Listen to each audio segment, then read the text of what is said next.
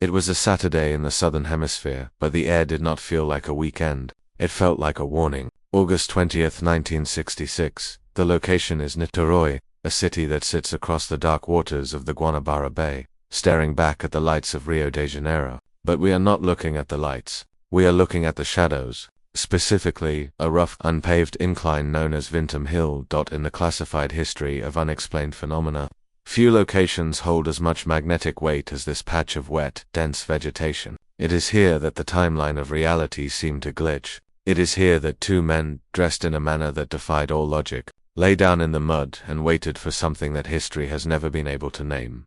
The file we are opening tonight was stamped never opened by the rational mind. Yet we begin ... to understand the body. We must first understand the ground they lay upon. Vintam Hill is not a place for casual walkers. In 1966, it was a place of wild grass, slippery trails, and the kind of suffocating humidity that makes the air feel solid. It is a landscape of obstacles. It is the last place one would expect to find precision. And yet, precision is exactly what was found. The discovery began not with a police raid or a military operation, but with the innocence of childhood colliding with the horror of the unknown. An 18-year-old boy named Jorge da Costa Alves was navigating the slopes. He was there for a simple reason. He was searching for his kite. The kite had drifted off course, pulled by the wind into the denser, more difficult parts of the hill.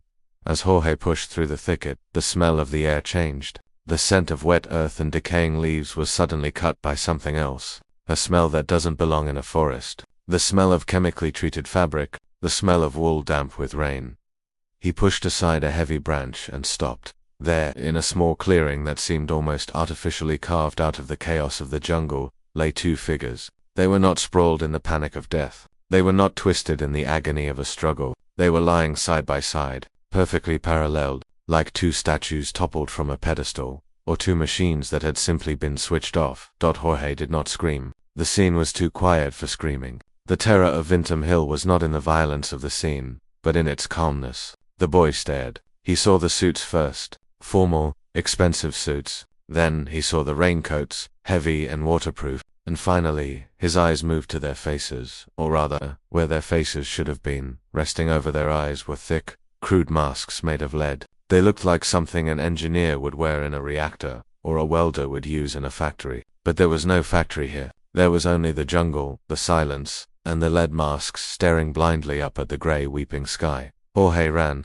He ran until his breath burned in his lungs, leaving the two men alone in the rain. He did not know it then, but he had just stumbled upon the opening chapter of the most frustrating intelligence riddle of the 20th century. He had found the lead masks. When we analyze the timeline of that afternoon, a disturbing gap emerges. Jorge reported the bodies to the local authorities almost immediately. He told the patrolmen about the suits. He told them about the metal on their faces, but nothing happened. The police did not rush to the scene. The retrieval team was not dispatched. The official log states that the terrain was too difficult to navigate as night fell. The authorities made a choice that would compromise the evidence forever. They decided to leave the bodies on the hill for another night. Think about that for a moment. For 24 more hours, Mano Pereira da Cruz and Miguel Jose Viana lay in the dark. The rain continued to fall, washing away fingerprints, dissolving chemical residues, and soaking into the paper notes hidden in their pockets. The scene was left unguarded. The jungle was allowed to consume the clues. Was this incompetence? Or was it an avoidance? There is a theory in archival research called institutional reluctance. It is when authorities subconsciously avoid a crime scene because it does not fit the pattern of normal violence. A murder is easy to process. A robbery is easy to process. But two men in suits, wearing lead masks, lying in the mud, that is a disruption of reality, and the human mind, even the police mind, prefers to look away.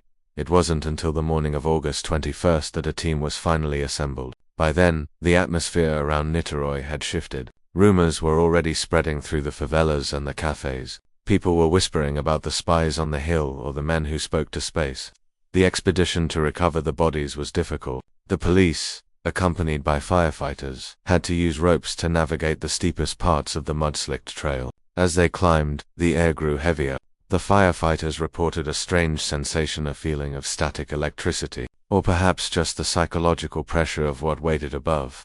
When they finally broke through the tree line and arrived at the clearing, the scene was exactly as Jorge had described, yet somehow worse. The daylight did not make it less eerie. It made the details sharper. Let us visualize the scene as the detective saw it. The vegetation around the bodies was disturbed, but not broken. This indicated that the men had walked to this spot voluntarily. They had not been dragged. They had not been chased. They had hiked up this difficult, muddy path, in formal dress shoes, with a specific destination in mind. Body number 1, Manuel Pereira da Cruz.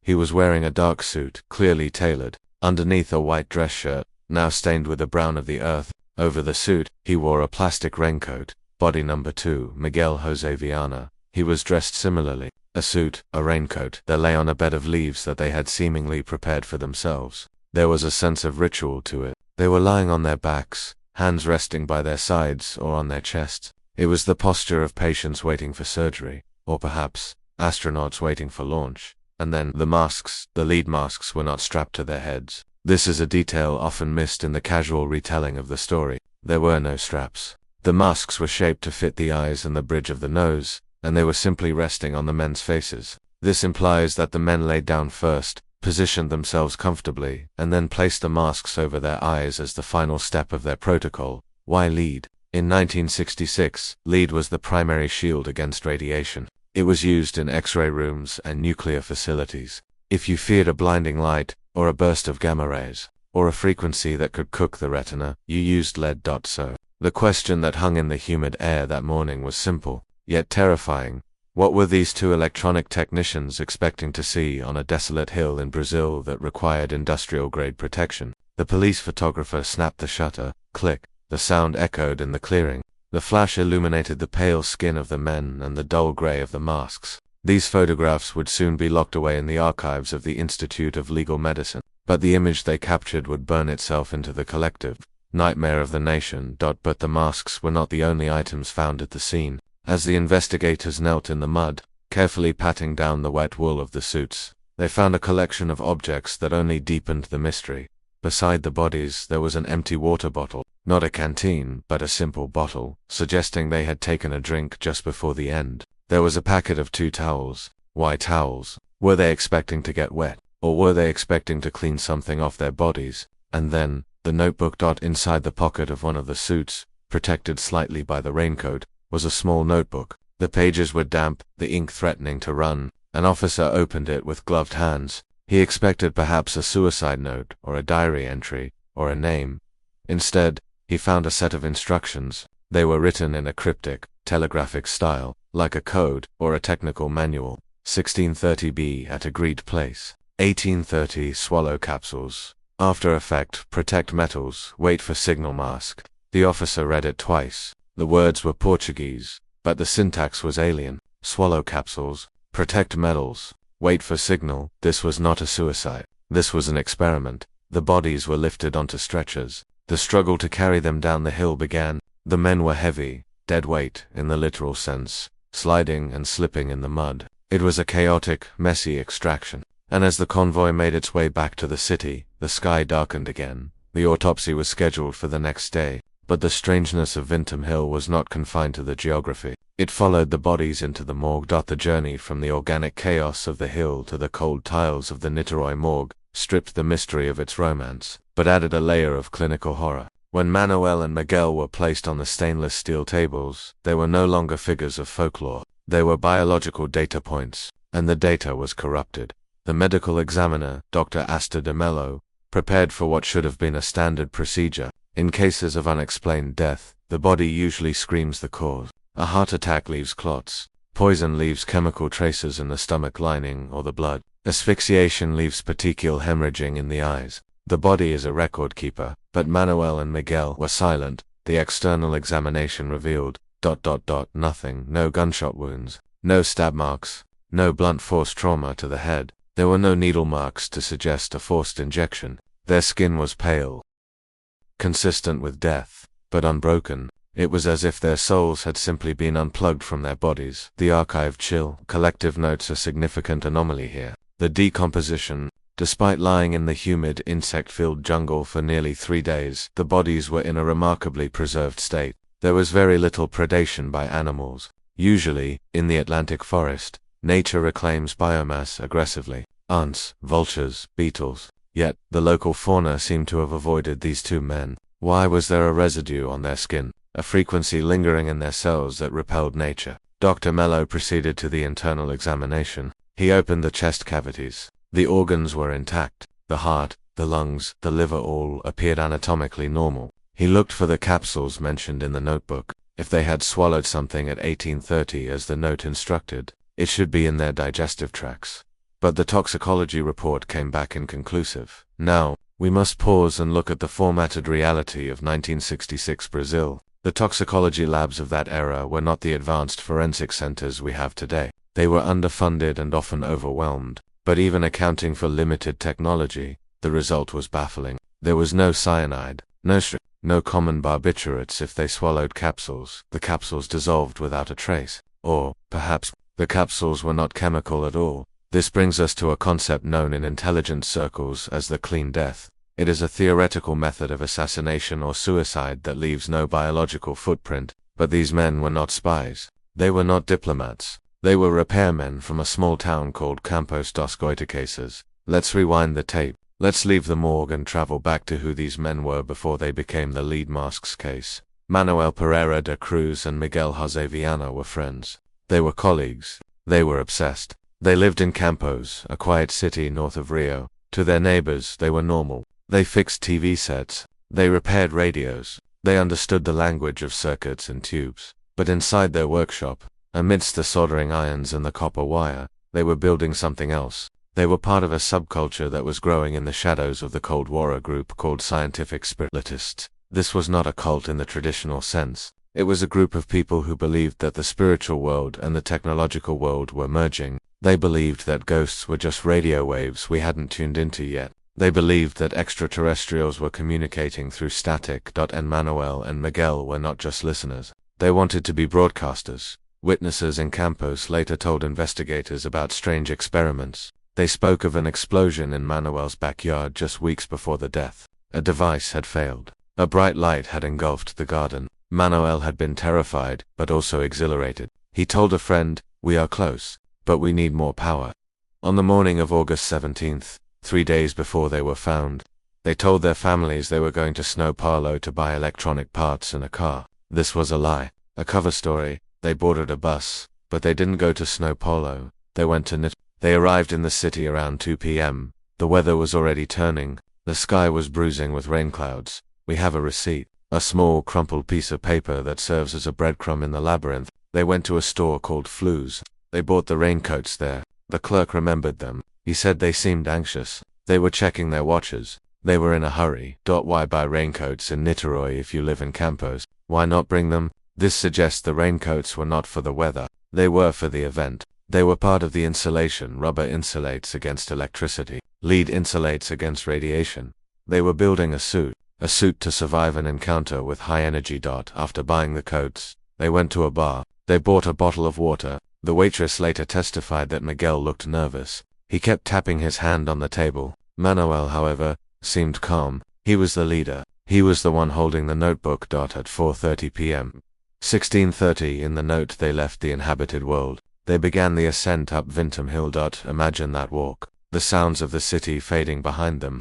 The asphalt turning to dirt. The dirt turning to mud. They were carrying a bag with their masks. They were carrying the weight of their secret as they climbed. Did they talk? Or was the silence part of the ritual? They reached the clearing. They checked the time. 18:30 was approaching. The sun was setting. The darkness of the jungle was closing in. Swallow capsules. They took the water bottle. They swallowed ...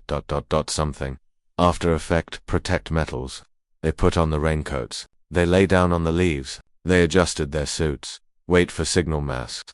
They placed a lead over their eyes. And they waited. What happened between 18:30 and the moment their hearts stopped? Did they see a light? Did they hear a hum? Or did they simply lie in the wet grass, feeling the drugs take hold, waiting for a spaceship that never came? The archive analysts suggest we look at the location again. Vintum Hill is not just a hill. It is a topographic high point. In radio terms, it is a receiver. Some theorists argue they were meeting someone, a human agent, someone who promised them technology, or secrets, but instead gave them poison. A burn operation. But why the masks? No intelligence agency uses lead masks for a meeting. That is the detail that breaks the spy theory. The masks were functional. The function was to block sight, to block radiation. There is a concept in psychology called faladu, shared madness, a delusion shared by two people. It is possible that Manuel and Miguel trapped each other in a feedback loop of paranoia and fantasy. They convinced each other that if they followed the instructions in the notebook, they would ascend, they would contact the beings, they would unlock the secret of the universe. But the universe is cold, and the universe is indifferent. As night fell on August 17th, the rain began, the water soaked into their clothes, the drugs, if there were drugs, slowed their breathing, the lead pressed heavy on their faces. They died waiting for a signal. But here is the final chill of this chapter: the notebook. The handwriting in the notebook, it wasn't theirs. Graphological analysis performed months later suggested the handwriting did not match Manuel or Miguel perfectly. It was stiff, dictated, or perhaps written by a third party who wrote the instructions, who gave them the capsules. There was no third set of footprints in the clearing. If we accept that Manuel and Miguel walked up the hill alone, we are left with a tragedy of delusion. But the archive is rarely that simple. There are loose threads that, when pulled, suggest that Vintim Hill was not empty that night. Let us examine the testimony of the locals. The favela residents living near the base of the hill reported seeing a jeep, an orange jeep. It was seen driving erratically near the trail entrance on the afternoon of August 17th. Inside were two men who fit the description of the victims, but there was a third man, a man with blonde hair. He was never identified. He was never found in the lore of the lead masks. This figure is known as the controller, the person who dictated the notes, the person who sold them the capsules. Was he a con artist preying on two gullible technicians? A man who promised them a spiritual ascension pill that was actually a lethal dose of poison, simply to rob them of the money they brought for the car? It is a plausible theory. Greed is a common motive. But the money was not taken. When the police searched the bodies, they found a small amount of cash. Not the full amount they had withdrawn for the car, but enough that a simple robber would have taken it. If this was a robbery, it was a failed one, or money was irrelevant to the killer. And then there is the radiation. Months after the bodies were buried, the case was reopened due to public pressure. The bodies were the organs were tested again, but this time, a Geiger counter was brought to the scene of the crime. The readings on Vintim Hill were ...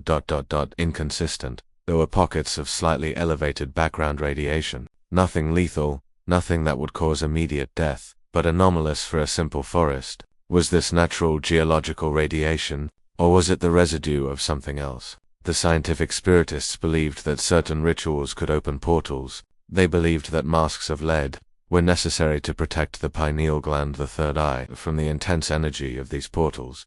If we look at the case through the lens of their belief system, the scene makes perfect terrible sense. They were not dying, they were tuning in. They were human antennas. The notebook said, wait for signal. What if the signal came?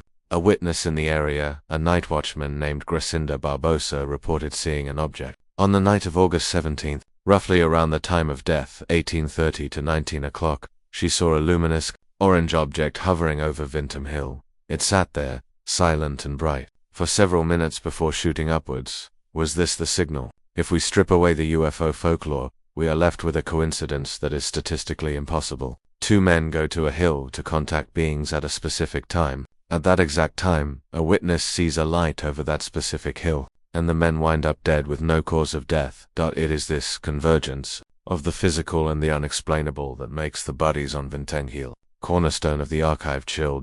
As we close the file on the discovery of the bodies, let us return to the image that haunts this case. Two men in the mud, the rain falling on their plastic coats, the lead masks pressing into their skin. They died holding hands with the unknown. They followed the instructions perfectly. They swallowed the capsules. They protected the metals. They waited. They are still waiting in the archives. The vegetation on Vintim Hill has grown back. The clearing is gone. But the question remains, did they find what they were looking for? Or did they simply walk into a trap set by a human predator? Or perhaps, a cosmic indifference? The bodies were the first anomaly. But they were not the last, because inside the pockets of Manuel Pereira da Cruz, there was more than just the note. There were receipts. There were components. There was a trail that leads away from the hill, back into the city, and into the strange radioactive subculture of 1960s Brazil.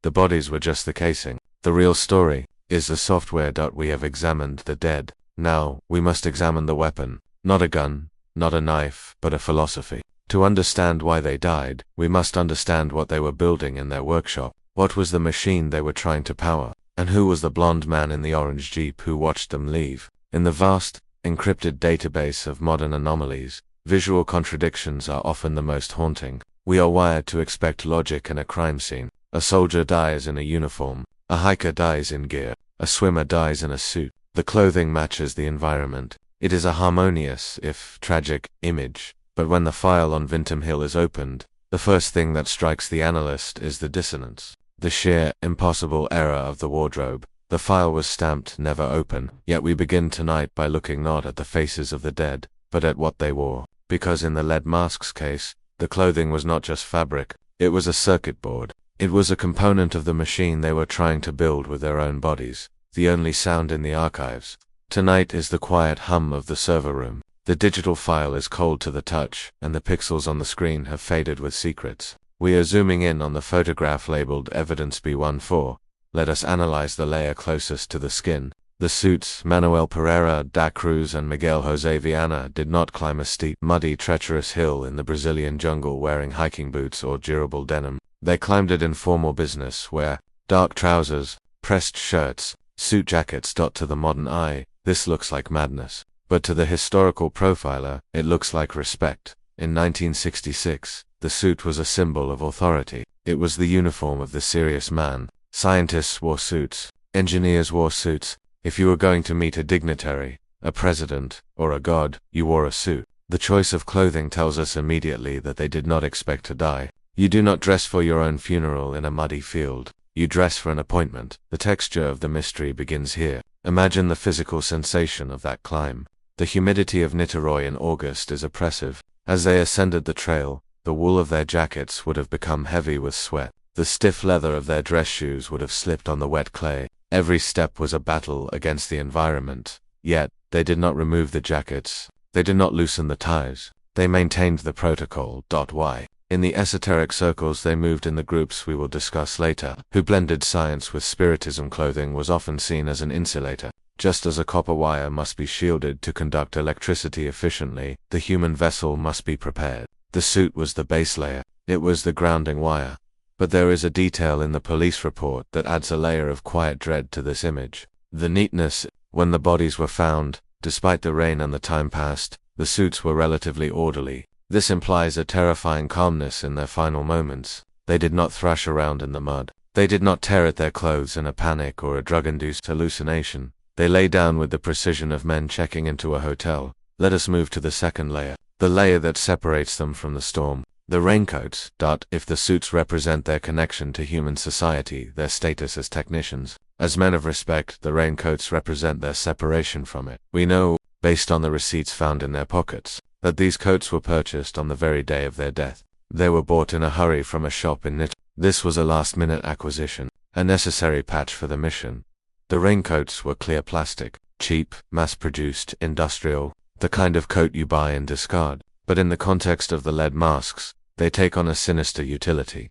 Plastic is it does not conduct electricity. If you believed, as Manuel and Miguel did, that you were about to be exposed to a massive surge of electromagnetic energy beam from a craft, or a download from a higher intelligence, you would need to insulate your body. You would need to make sure you didn't burn up. The image is striking. Two men, sitting in a bar hours before their death, discussing the physics of the afterlife, realizing they are not insulated enough. They rush to a store. They buy the plastic shells. They are engineering their own survival.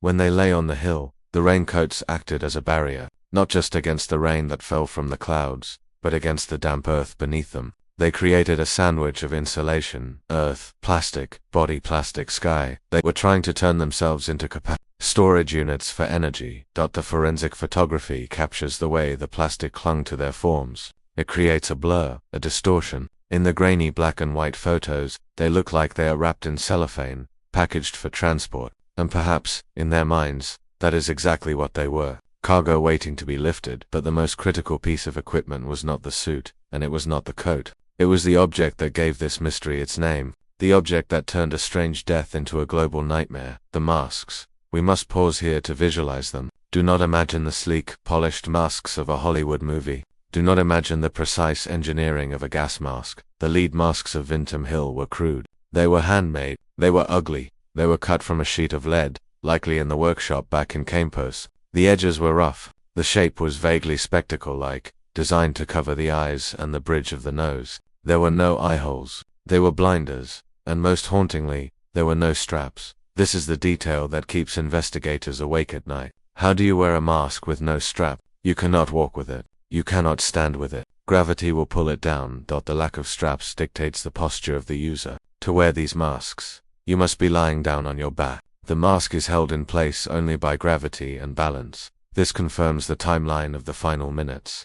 They climbed the hill. They prepared the bed of leaves. They swallowed the capsules. They lay down, and then, as the final act of consciousness, they lifted the heavy, cold pieces of lead and placed them over their eyes.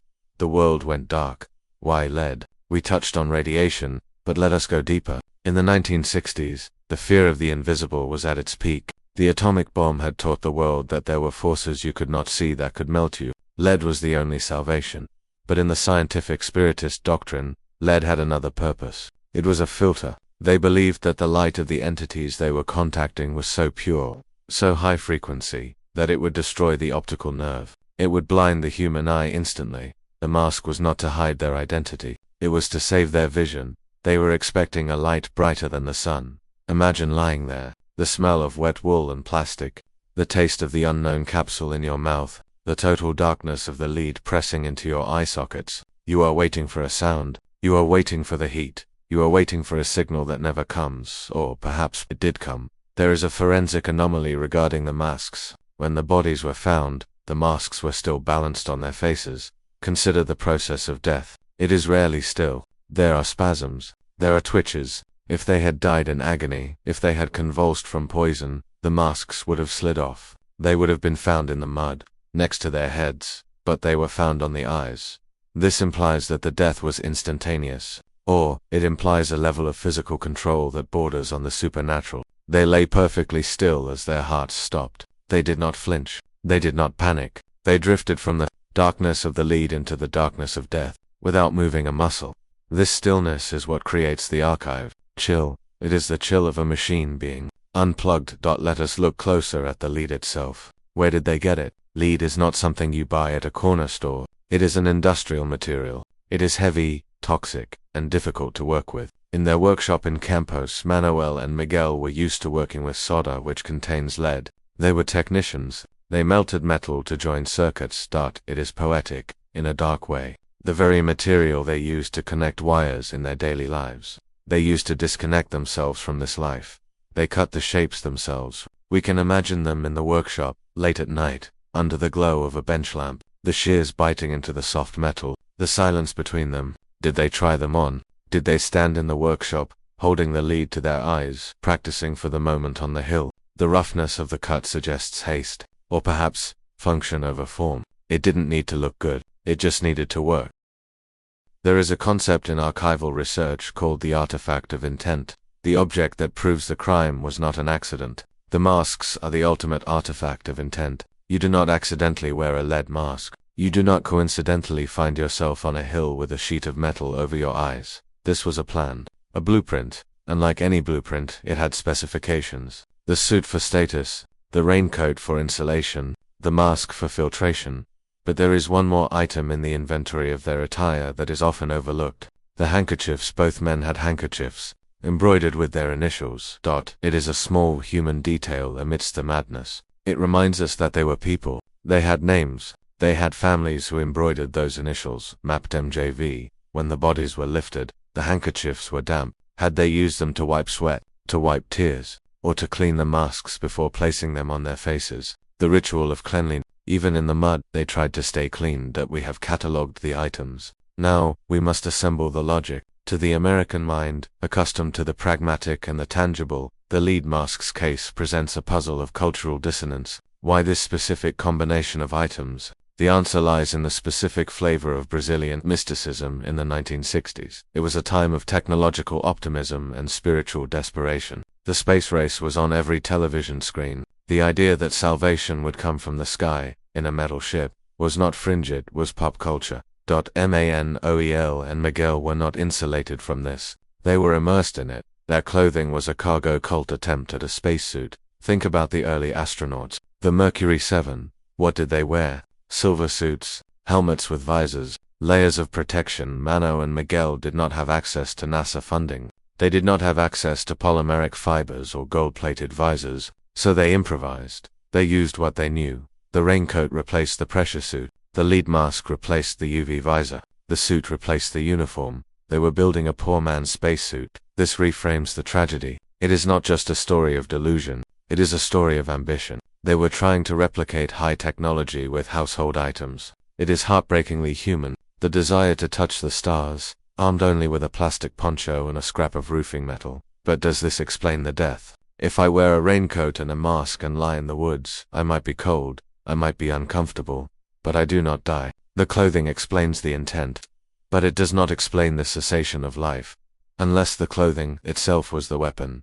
There is a fringe theory in the archive that suggests the masks were coated. Not just lead, but lead treated with something. A contact poison. A transdermal toxin that enters through the pores of the face. The skin around the eyes is thin. It is vascular. It absorbs chemicals quickly. If the masks were treated, then placing them on the face was the trigger. The moment they completed the uniform, they initiated the execution. But why? Who would trick them into this? Or did they do it to themselves? Swallow capsules. Protect metals. Wait for signal. The note mentions protect metals. This likely refers to the masks. Protect them from what? From moisture, from oxidation, or protect the user from the metals. The ambiguity of the Portuguese language in the note proteger metais can be read two ways. To protect the metals, or to use the metals for protection. If the clothing was a system, we must ask if the system failed, or if it worked exactly as intended. Let us return to the raincoats. When the bodies were examined, the raincoats were noted to be of a specific brand, a common brand, but in the pockets of the raincoats there was nothing. No keys, no wallets. Their identification was found in the suit pockets, under the raincoats. This layering is significant. It meant that to access their identity, the police had to peel away the outer shell. They had to strip the astronaut to find the human. It suggests that once the coats were on, they had ceased to be Mano and Miguel. They had become operators. The human identity was stored away, safely dry, beneath the plastic skin. They were shedding their earthly person as now. Consider the color. The suits were dark. The masks were gray. The raincoats were transparent. In the jungle. This is camouflage. If you are hiking Vintam Hill, and you look into the brush, you might miss them. They blend into the shadows of the undergrowth. Was this intentional? Did they want to be hidden from hikers, but visible to the sky? The geometry of the mask's flat sheets would reflect radar or light from above, differently than the curves of a human face. Perhaps they believed the lead would act as a beacon, a reflector for a specific frequency. We are here. We are shielded. We are ready. The contrast between the primitive nature of the masks and the advanced nature of their goal is the core of the paradox. And then there is the water. Bottled art, we mentioned it briefly in the inventory, but let us place it in the context of the costume. They carried a bottle of water. They returned the bottle empty. They drank the water to swallow the capsules, but water is also a conductor. If they were afraid of electricity, why introduce water into the system, unless the capsules needed water to activate? The archive suggests a chemical reaction. Some substances generate heat when mixed with water, others generate gas. If they swallowed a capsule that generated a gas, and then put on the masks. But the toxicology was negative. The mystery resists the chemical explanation just as it resists the violence explanation. We are forced back to the clothing. The police report mentions that the masks were tightly pressed to the face, not by straps, but by weight. Lead is dense. A small piece weighs a lot. Imagine the pressure on the eyes. The constant, heavy pressure that it would trigger the oculocardiac reflex. This is a medical phenomenon where pressure on the eyeballs can slow the heart rate. In extreme cases, it can cause cardiac arrest. Could it be that simple? Could the very protection they built be the thing that stopped their hearts? They lay down. They were anxious. Their adrenaline was high. They took a sedative, the capsule. Their heart rate slowed. Then, they placed heavy lead weights on their eyes. The pressure signaled the vagus nerve. The heart slowed further, slower. Stop. Death caused by the weight of their own belief. It is a theory that fits the archive chill mandate. It is cold. It is physiological. It is a tragedy of biology meeting superstition, but it does not explain the light in the sky. It does not explain the orange Jeep. It only explains the stillness. The suits also tell us about class. Manuel and Miguel were not wealthy. They were working class. For them to buy expensive suits, to buy a car, which was the plan, to engage in these experiments, it was an attempt to elevate themselves. The scientific spiritism movement was appealing because it democratized power. You didn't need a degree to talk to aliens. You just needed a radio and a mask. The suits were their costume of legitimacy. We matter. We are important. We are worth contacting. It is the saddest part of the visual. Two men in their Sunday best, lying in the dirt, demanding the universe take them seriously. And in the end, the universe did notice them, but not in the way they hoped. It noticed them as corpses. As we close this section of the file, we must look at what happened to the items. The suits were stripped from the bodies. The raincoats were bagged. The masks were tagged evidence. They sit in a storage locker in Rio de Janeiro, or perhaps they have been lost to the bureaucratic decay of the decades. But the image of them remains sharp. In the digital age, we are obsessed with gear. We have tactical gear, survival gear, tech wearables. We understand the desire to upgrade the body. Mano and Miguel were the first biohackers of the favela. They were the early adopters of a technology that didn't exist. They hacked their own death. When you look at the photo of the masks today, notice the eyes. There aren't any. It is the ultimate symbol of blind faith. To see the truth, they had to blind themselves to the world. To survive the fire, they had to dress in plastic. To become immortal, they had to die. The logic holds up, if you accept the premise, and that is the danger of the lead masks case. It forces you to accept the premise for just a second. It forces you to wonder, what if the suits worked? What if the bodies found on Vintom Hill were just the discarded husks? What if the clean death was actually a successful transfer? The raincoats were left behind like a butterfly leaves a chrysalis. The masks were left behind like eggshells. Maybe they didn't die. Maybe they left. But the autopsy photos say otherwise. The autopsy photos show two men who suffocated in the open air. The paradox of the clothing remains the strongest hook for the modern mind. We can understand a murder. We cannot understand a dress code for suicide. Why the towels? We forgot the towels. In the packet with the water bottle, there were 2 damp towels. If you are about to leave the planet, why do you need a towel? Perhaps to wipe the sweat from your brow before you put on the mask. To ensure the seal is tight. To ensure the lead sits flush against the skin. That it is the banality of the towel that creates the horror. It is such a domestic object. You use a towel after a shower. You use a towel at the beach. And apparently you use a towel before you meet the greys. We have analyzed the shell, the suits, the coats, the masks, but a shell is nothing without the ghost inside. Who were these men really? We know their names, Manuel, Miguel, but what was in their heads? To understand the clothing, we must understand the mind that chose it. We must open the notebook. We must decode the numbers. We must look at the receipt for the water bottle and ask, who was the third person who watched them drink it? The clothes tell us how they died, but the notebook tells us why. The file remains open. The rain continues to fall on Vintom Hill, and the masks are still watching. In the architecture of a mystery. Time is usually a fluid concept. Witnesses forget the hour, clocks are slow, memories blur. But in the dossier of the lead masks, time is not fluid. It is rigid. It is stamped. It is the skeletal structure upon which the entire tragedy hangs. The file we are unlocking tonight contains a timeline that is so precise. It feels less like a death and more like a launch sequence.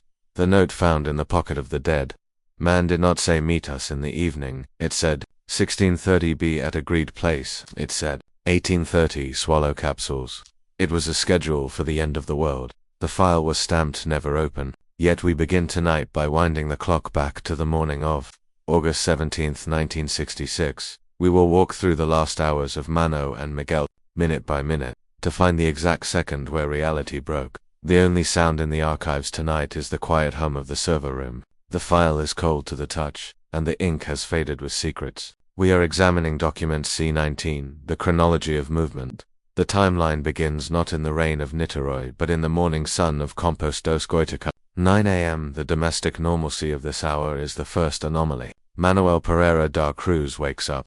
He has breakfast. He speaks to his wife. There is no panic in his voice. There is no tearful goodbye. To the external observer, this is a man preparing for a business trip. He tells his wife the cover story. We are going to São Paulo to buy a car. This lies the first coordinate on our map. It establishes that the mission required deception. It required a separation from his civilian life.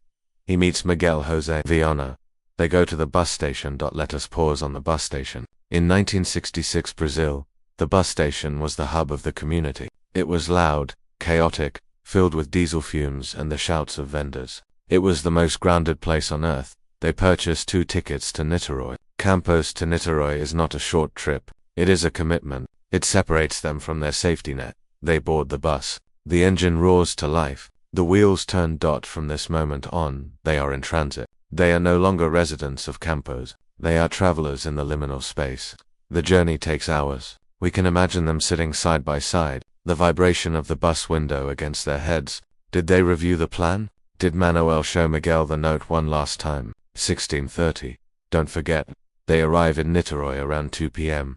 The weather is changing. The sky over the Guanabara Bay is turning a bruised purple. The air pressure is dropping. For a scientific spiritist, a drop in barometric pressure might be seen as a sign. A thinning of the veil. Their first stop is crucial. The shop flues. The time is approximately 2:30 p.m. We know this because of the witness testimony. The clerk at the shop remembers them clearly. He remembers them because they were focused. They walk in. They ignore the other items. They ask for raincoats. We need raincoats. The clerk points them out. They choose the clear plastic ones. The Regen brand. They pay in cash. They do not browse. They do not chat. This is a tactical acquisition. Buying a raincoat when it is not yet raining is a rational act. But buying a raincoat when you plan to meet cosmic entities is a specific type of rationality. It suggests they knew the environment of the encounter would be wet, or perhaps, they knew that entities preferred the storm. They leave the shop. They have the gear. Now, there is a gap. A lost hour between leaving the shop and arriving at the bar. There is a period of time unaccounted for, roughly 45 minutes. Where did they go? Did they meet the third man here? The blonde man in the Jeep. Some theories suggest this is when the exchange happened. This is when they received the capsules. The shop was for the coats. The street corner was for the poison. If they met a contact, it explains the confidence. They weren't just wandering. They were following a breadcrumb trail. At roughly 3:30 p.m. They enter a bar on Marx du Parana Avenue. This is the last public sighting of the men as living, breathing humans. The bar is mundane. It smells of coffee and cigarettes. It is a place for the living. Mano and Miguel sit down. They order a bottle of mineral water. They do not order alcohol. This is important. They needed to be pure. They needed to be sober. The waitress, confident in her memory, later tells the police that Miguel appeared nervous. He kept looking at the clock. What time is it? Is it time yet? Mano, the leader, was calm. He was the anchor. He held the water bottle like a holy relic. They ask for the receipt for the water. Why? If you are about to die, why do you need a receipt? This single slip of paper, found later in their pockets, is the strongest evidence against the suicide theory. You keep a receipt to account for expenses. You keep a receipt if you expect to be reimbursed. Who was going to reimburse them? The organization, the scientific spiritist group back in Campos. Here is the proof. We bought the water for the ritual. It implies a bureaucracy of the occult. It implies they were reporting to someone. They finish the water. They take the bottle with them. They verify the return of the bottle deposit. This is a detail of extreme frugality. They were worried about the small change from the bottle deposit. Minutes before they were to ascend to the stars. It is a human paradox. The mind can hold 2 contradictory thoughts. I am going to leave this planet, and I need to get my deposit back. At roughly 4 p.m., they leave the bar. They step out into the street. The rain is starting now. A light drizzle. The signal from the sky has begun. They begin the walk toward Vintom Hill. Vintom Hill is not a mountain, but it is steep. It is a physical barrier. To climb it requires effort. As they walk, they are checking their watches. The target is 16:30. 16:30 be at agreed place. The precision of 16:30 suggests an astronomical alignment, or a satellite pass. If they arrived at 16:35, would they miss the ride? If they arrived at 16:25, would they have to wait? The urgency in Miguel's demeanor suggests that the window was narrow. They leave the paved road. Their dress shoes hit the dirt. The mud begins to coat the leather. The transformation has begun. Imagine the sound of their breath, the rustle of the plastic bag holding the raincoats, the weight of the lead masks in the bag, clinking together, click, clack. They are walking into the throat of the mystery. There are no more witnesses now. The waitress is behind them. The clerk is behind them. The bus driver is behind them now. There is only the hill, the rain, and the watch on Manuel's wrist. Tick, tick, tick. The period between 1630 and 1830 is the black box of the lead mask's case. 2 hours, 120 minutes. In a standard investigation, 2 hours is enough time for a murder, a cleanup, and an escape. In the archive chill, 2 hours is enough time for a reality shift. Manuel and Miguel reached the agreed place at approximately 1630. How do we know this? Because the location where the bodies were found is roughly a 20 to 30 minute climb from the road they left at 4 p.m. The math is perfect. They arrived on time. 1630 be at agreed place. They are there. They are standing in the clearing. The grass is wet. The view of Rio de Janeiro is obscured by the grey mist. They are punctual, but who did they agree with? The note says, agreed place. Local This implies a prior conversation. Meet me at the clearing on Vinton Hill at 4:30. Was the entity already there, or were they waiting for it to arrive? The rain begins to fall harder at this point. The timeline shifts from travel to preparation. They have 2 hours until the next instruction, 1830, swallow capsules. What did they do for 2 hours in the rain? Did they stand? Did they talk? Did they pray? The forensic evidence suggests they prepared a bed of leaves. This takes time. They cut small branches. They arranged them. This was a nesting behavior. They were creating a clean space in the dirty world. They put on the raincoats. Imagine the sound of the plastic unfolding in the quiet jungle, the crinkle of the cheap material. They button them up over their wetsuits. They sit on the leaves. They wait. This waiting period is psychologically excruciating to consider. 2 hours is a long time to sit in the rain and think about your own mortality.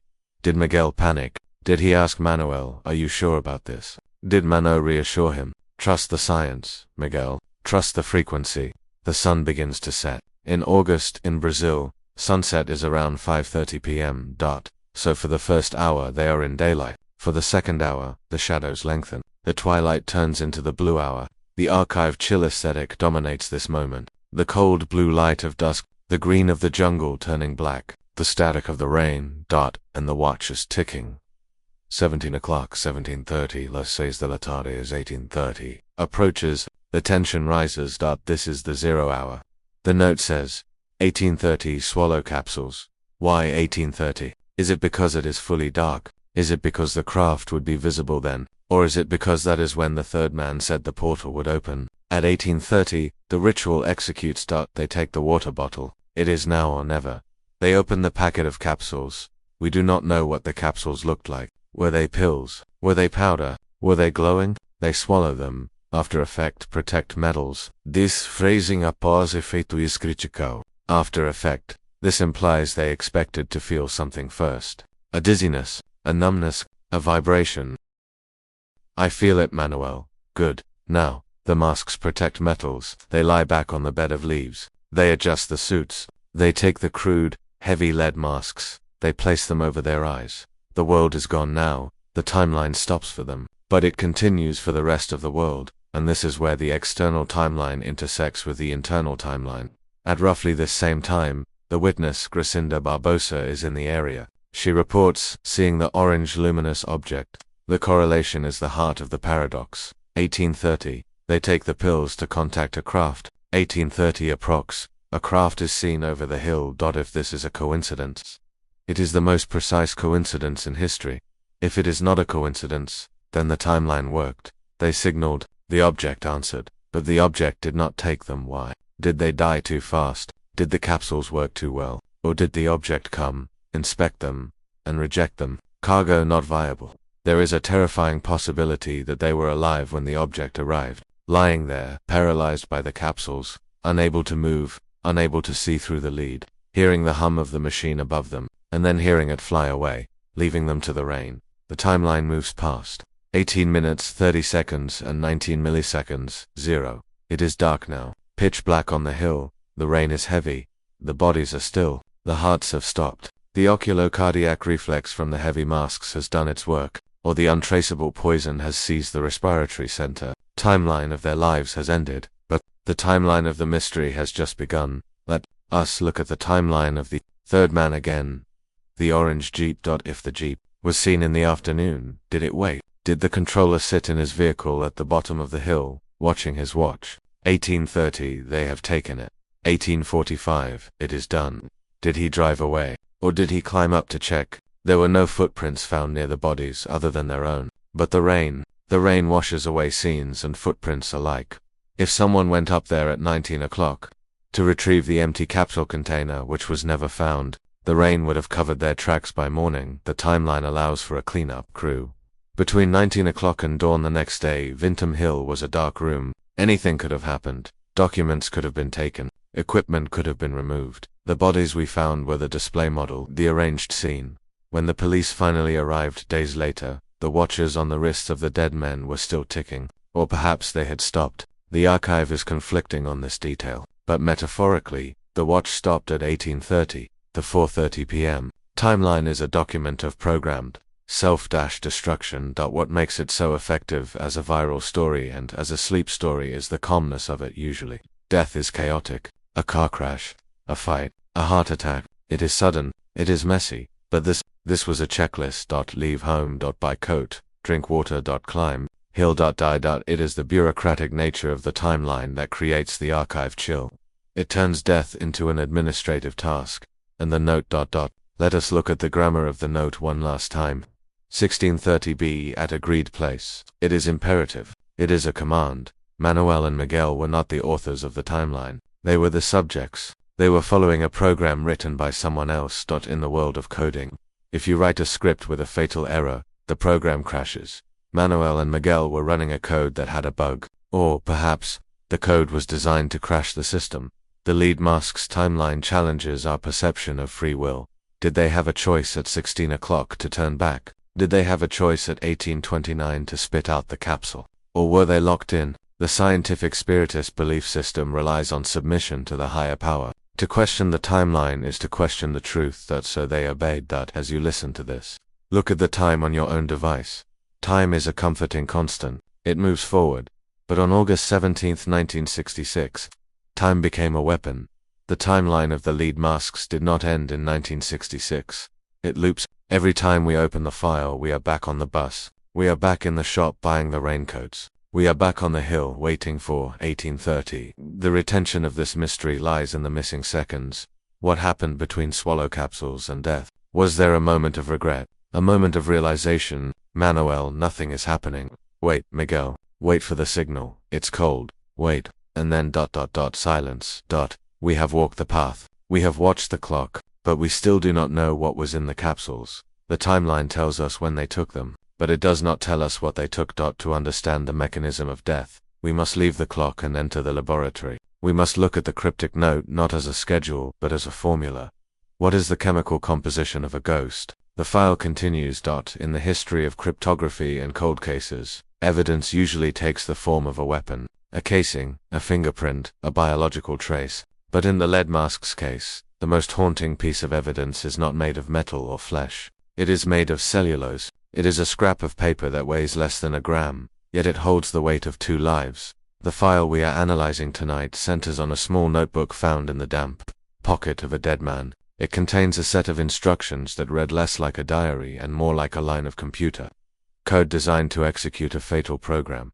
The file was stamped "Never open." Yet we begin tonight by carefully unfolding the wet, stained pages of Manuel Pereira da Cruz's final manuscript to read the syntax of his demise. The only sound in the server room is the quiet hum of the climate control system. The file is cold to the touch, and the ink has faded with secrets. We are zooming in on Exhibit D Alpha, the note. When the police officers on Vinton Hill reached into the pocket of Manuel's suit jacket, they were expecting identification. They found a plastic wallet. Inside the wallet, shielded slightly from the rain and the humidity of the jungle, was a notebook. It was a common notebook, the kind used by schoolchildren or shopkeepers to tally debts. But the writing inside was not common. Let us visualize the physical object. The paper was cheap, the ink was blue, the handwriting was blocky, slightly erratic, as if written on an unstable surface or by an unstable hand.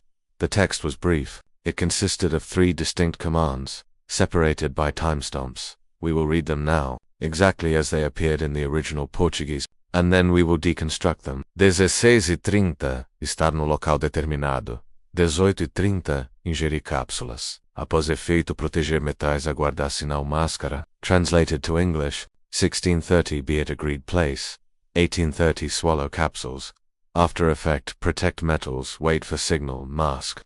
To the casual listener, this sounds like a plan. To the analyst, it sounds like a ritual. But to the cryptographic expert, it sounds like a conditional logic script. If time is 1630, then go to location. If time is 1830, then input variable capsules. If effect occurs, then execute protection protocol. This is the language of the machine. Why would a human being write this down? If you are going to the grocery store, you write a list. Eggs, milk, bread. You do not write, 14 o'clock enter store, 14:10 acquire eggs, 14:15 exit store. We only write detailed, time-stamped instructions when the procedure is complex, dangerous, or unfamiliar. Pilots use checklists. Surgeons use checklists. Astronauts use checklists. The existence of the note proves that this was a technical operation. Let us analyze the first line. Be it agreed place. Local determinado. The word determinado in Portuguese carries a weight of specificity. It means determined, specified, or preset.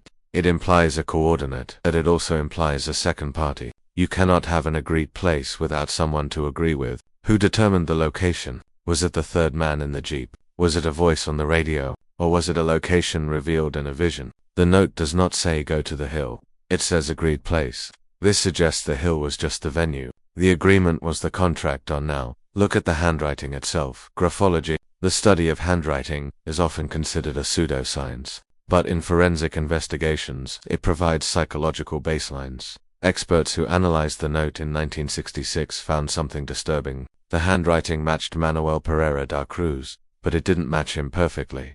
The letters were stiff. The pressure on the pen was uneven. Some characters were larger than others. There are 3 theories for this. Distortion theory. 1. The vibrational state. Manuel wrote the note while in a state of high anxiety or excitement. His hands were shaking. The adrenaline of the impending contact made his motor control unreliable. Theory 2. The vehicle. He wrote the note on the bus, or in the car. The vibration of the engine caused the erratic script. This would imply he was writing the instructions during the journey, perhaps dictating them from memory or from a conversation he was having right then. Theory 3. The trance. This is the archive chill theory. Manuel was channeling. He was practicing psychography, automatic writing. He wasn't thinking about the words. His hand was being moved by an external force. He was the printer. The entity was the signal. This theory aligns with the scientific spiritist beliefs they held. If they believed they were in contact with extraterrestrials or spirits, writing down instructions from the guide would be standard protocol. Write this down, man. Do not forget the times. The note, therefore, is not a reminder. It is a transcription. Let us move to the second line. 1830 swallow capsules. Ingerir cápsulas. The verb ingerir is formal. It is clinical. A normal person might write toma ou hemaju take the medicine or coma. Pílula, it, the pill. Ingerir is the language of a medical report or a laboratory manual.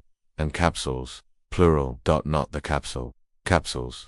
How many? 2, 10. The autopsy found no solid capsules in the stomach. This means they dissolved completely, or they were never taken. But the note says swallow. It is a command. If this was a suicide pact, the note is the suicide note. But it lacks the emotion of a suicide note. There is no I love you, no I am sorry, no goodbye. It is purely functional. This functionality is what creates the sense of quiet dread. It strips the humanity out of the death. It turns the death into a procedure. The note was found in a plastic wallet. This is significant. They wanted the note to survive. If they expected to be incinerated by a UFO exhaust, or transported to another dimension, why protect the note? Perhaps the note was not for them. Perhaps the note was for us. Or perhaps the note was their ticket. Imagine a boarding pass. You hold it in your hand. You check the gate number. You check the seat number. You don't throw it away until you're on the plane. Manuel kept the note because it was his boarding pass. It proved he was following the rules. I am at the agreed place. I have swallowed the capsules. I am ready, but the gate never opened. We have analyzed the time and the ingestion. Now we reach the final, most cryptic sequence of the algorithm, the line that has baffled linguists, police, and ufologists for 60 years. After effect protect metals, wait for signal mask. Após efeito proteger metais, aguardar sinal máscara. This syntax here breaks down. It becomes telegraphic. Prepositions are removed. Verbs are unconjugated. It is raw data. Let us deconstruct the phrase after effect. APOs, EFEITO.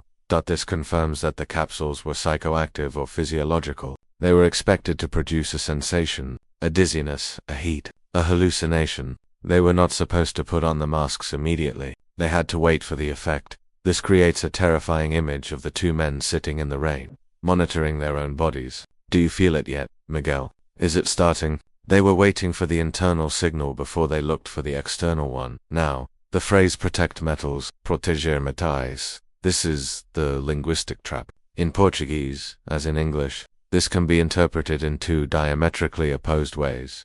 Interpretation A. Protect the metallic objects. Did they need to shield the lead masks from the rain? Unlikely, lead does not rust easily. Did they need to protect the electronics they might have had in their pockets? Interpretation B. Use the metals to protect. Protect metals, given the context of the lead masks which are radiation shields. Interpretation B is the most logical for the scientific spiritist. When you feel the drugs kick in, put the lead on your face to protect yourself. But why is the grammar so broken? Protect metals, it suggests a code, or a translation error, if the instructions were given to them by a third man who did not speak Portuguese as a first language. Perhaps the foreign man seen in the jeep. The awkward phrasing makes sense. It is broken Portuguese. You swallow. Effect come. Protect metals. It sounds like a command from a non-native speaker. It sounds like a command from a non-human intelligence. In the law of contactism, aliens often speak in clipped, efficient, mechanical bursts. They do not use flowery language. They transfer concepts. Manuel wrote down the concept protect metals. He knew what it meant. To us it is a riddle. To him it was a lifeline. And finally, wait for signal mask. Aguardar sinal máscara. Again, the grammar is fractured. Does it mean wait for the signal to put on the mask, or wait for the signal through the mask? The lack of punctuation is fatal to our understanding. If we place a comma, wait for signal, mask, it means wait for the UFO, then put on the mask. If we remove the comma, wait for signal mask, it implies the mask is the signal receiver. The archive chill team favors the receiver theory. The mask was not just a shield, it was a lens. They believed that once the capsules altered their brain chemistry, the effect, and the lead filtered the radiation protect metals, the mask would allow them to see the signal that normal eyes cannot see. The text on the paper is a recipe for a technological seance. Now, let us consider the paper itself again. The note was written in a notebook, but only this page was torn out. No. The police found the note inside the notebook, but the notebook was not full of other notes. It was relatively empty. However, there were numbers on other pages of the notebook, and on loose scraps found in the workshop later. There were formulas, equations, lists of electronic components. This recontextualizes the death note. It was not a standalone document. It was the final page of a technical manual. Imagine a scientist working on a reactor. He has pages of math, and on the last page, he writes the startup sequence, turnkey, press button, run, manoel, and Miguel were the operators. The note was the startup sequence. But there is a detail about the handwriting that forensic graphologists noted in the 1967 review. The letters S and R were formed in a way that is archaic. It looked like handwriting from an older generation, or handwriting copied from an old book. This leads to the lost book theory. Investigators found that the phrasing scientific spiritism often relied on specific texts. Books like those by Allan Kardec but modified for the space age. Was there a specific book, a grimoire of the future, that circulated in their group? A book that contained this specific ritual. Page 45. How to contact the brothers of space. Step 1. Be at agreed place. If they were copying from a book, it explains the rigidity. You do not change the words of a spell. You do not edit the instructions of a manual. You copy them exactly, even if the grammar is weird. Because if you change a word, the machine doesn't work. The note is a copy, and if it is a copy, then there are other copies. Somewhere in the archives of Brazil, or in the private library of an occultist, that book might still exist. The book that killed Mano and Miguel. Instruction, pacing becomes slower, more atmospheric. Focus on the sensory details of the note. The physical condition of the note is also a character in this story. It was damp. The ink was slightly run. Water destroys paper. Water dissolves history.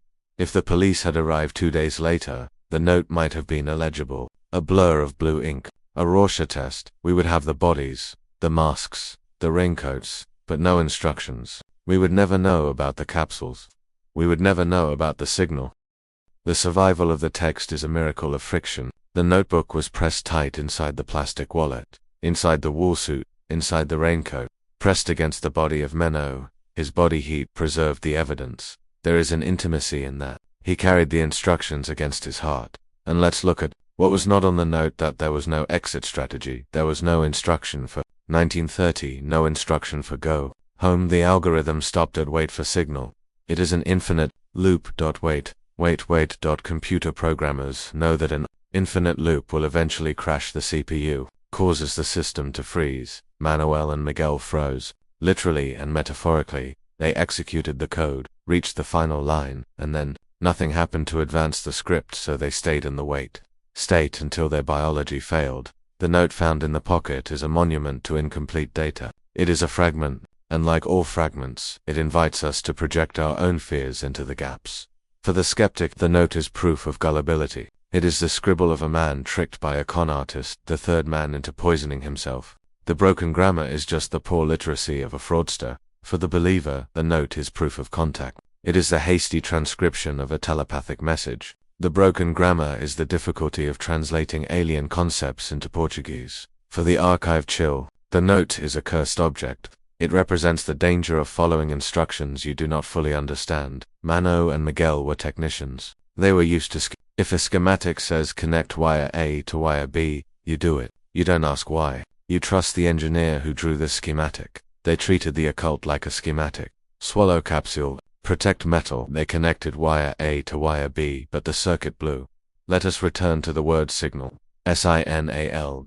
In the context of 1966, a signal was radio. It was beep dash beep dash beep dot. But in the context of the spiritist group, a signal could be a sensation, a flash of light, a feeling of peace. Did they receive a signal? The autopsy showed no struggle. This is the detail that loops back to the note. If the effect of the capsules was pain, they would have torn off the masks, but they didn't. This implies that the effect was either instant unconsciousness, or paralysis. Curare, a neurotoxin. Some poisons cause paralysis, while leaving the mind awake. If the capsules contained a paralyzing agent, then the note takes on a horrific new meaning. 1830 swallow capsules. Paralyze yourself. Wait for signal. Wait for us to come and take you, or take your money. Was the note a trap? Was a third man watching from the bushes, waiting for them to paralyze themselves so he could rob them? But he didn't rob them. The money was still there. This brings us back to the chilling possibility that the note was exactly what they thought it was. A door on and they walked through it. The paper remains. The ink remains. The words remain. 1630. 1830. It is a timeline that refuses to advance. As we close the file on the cryptic note, visualize the pocket of the suit. The dark, wet wool pocket. The notebook sitting there in the silence of the grave for 3 days. The words, wait for signal, echoing in the darkness. We are still reading it today. We are still analyzing it. In a way, we are the signal. We are the ones keeping the loop active. The note was never destroyed. It sits in a file in Rio de Janeiro, protected from the light, protected from the humidity. Protect metals. Maybe the note itself was the metal, the hard, undeniable reality of their belief. We have decoded the text. We have analyzed the grammar, but we have not yet analyzed the variable x of the equation. Swallow capsules. What was in them? Why did they vanish? Why did the toxicology report come back clean? To understand the death, we must move from the paper to the chemistry. We must ask, was it a poison? Was it a drug? Or was it something that science has no name for? The file continues. In the Encyclopedia of Unexplained Deaths, the most frustrating chapter is always the one titled Unknown Causes. We expect the body to be a witness. We expect the blood to tell a story. When a man dies, his chemistry usually screams the reason why. Arsenic leaves a trace. Cyanide leaves a scent. Trauma leaves a mark. But in the lead mask's case, the chemistry was silent. The file was stamped never open. Yet we begin tonight by placing the most baffling piece of evidence under the microscope. The invisible weapon that stopped 2 hearts without leaving a single molecule behind. The only sound in the archives.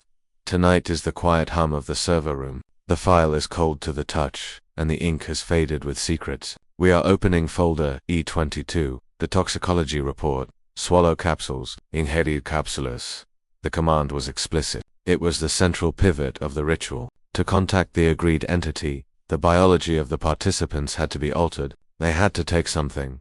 When the bodies of Mano and Miguel were brought to the Legal Medicine Institute in Niterói, the pathologists were confident. They saw the note, they saw the body, they assumed it was a suicide pact or a double homicide by poisoning. It is a simple equation. You swallow a capsule, you die. The capsule is found in the stomach. Dr. Astor de Mello, the coroner, opened the body. He examined the stomach contents. He examined the liver. He examined the blood. He was looking for the red flag. In 1966, the list of common poisons was well known. Strychnine causes convulsions. Barbiturates cause deep sleep and respiratory failure. Cyanide causes cellular asphyxiation. But the tests came back negative. Let us pause and let the weight of that word sink in. Negative. There was no poison. There were no drugs. There was no alcohol. The clean death. To the American intelligence analyst, a clean death suggests a substance that degrades too quickly to be detected. Did the third man give them a compound that was unknown to Brazilian science in 1966? We must remember the era. The Cold War was a golden age of chemical experimentation. The CIA had MK, the KGB had Camera 12. Both superpowers were developing toxins that mimicked heart attacks, toxins that vanished from the bloodstream within minutes of death. Was Mano Pereira da Cruz a target of such a weapon? It seems unlikely. He was a TV. Why waste a military-grade, undetectable toxin on a repairman? Unless the toxin wasn't a weapon but a fuel. The scientific spiritists believed that the human body was too dense, too heavy to vibrate at the frequency of the brothers of space. To see the signal, you had to thin the blood. You had to accelerate the brain. Perhaps the capsules were not poison, but a highly volatile hallucinogen, LSD, was entering the global consciousness in the mid-60s.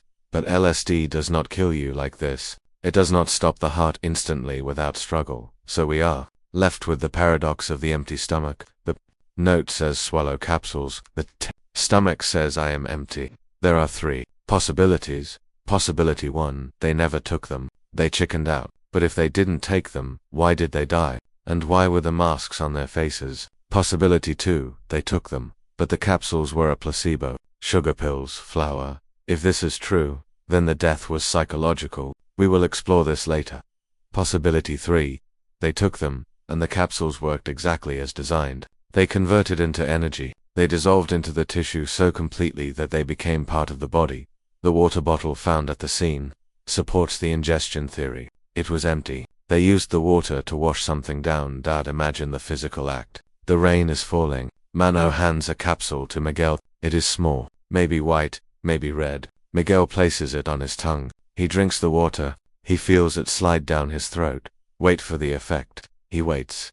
What was the effect? Did his hands go numb? Did his vision blur? Did he start to hear a hum in his ears? If the toxicology report is blank, we must look for the poison elsewhere. We must look for it in the mind. The archive suggests that the capsules might have been magnetized. In the lore of the group, they often spoke of magnetized water or charged materials. If they believed the capsules contained the energy of Jupiter, the physical composition didn't matter. The belief mattered. But belief doesn't usually stop a heart in a healthy man, unless the belief is terror. If the laboratory cannot find the weapon, the psychologist must take over the investigation. There is a phenomenon known in medical literature as voodoo death or psychogenic cardiac death. It was documented by Walter Cannon in the 1940s. It describes a situation where a person believes so strongly that they are going to die, that their system simply shuts down. The autonomic nervous system overloads. The heart stops. Could the capsules have been a trigger for this? Imagine the scene on Vintom Hill through this lens. Manuel and Miguel are convinced, absolutely convinced, that at 1830, a massive event will occur. They believe that the capsules will disconnect their souls from their bodies. They believe that if they are not wearing the lead masks, the light will blind them. They swallow the pills. Even if the pills are just sugar, their minds accept the command. Shutdown sequence initiated. They lie down. They wait. Every beat of their heart feels like a countdown. I feel it. Manuel, yes, it is happening. The brain releases a flood of catechol. It overwhelms the heart muscle. The clean death is actually a death by fear, or a death by R. This theory fits the archive chill mandate perfectly. It suggests that the most dangerous technology on that hill was not the UFO, but the human mind. But there is a counter-argument in the file. The notebook. The notebook mentions protect metals and wait for signal. These are technical instructions, not spiritual prayers. If they were just scaring themselves to death, why the complex protocol? Let us reconsider the third man.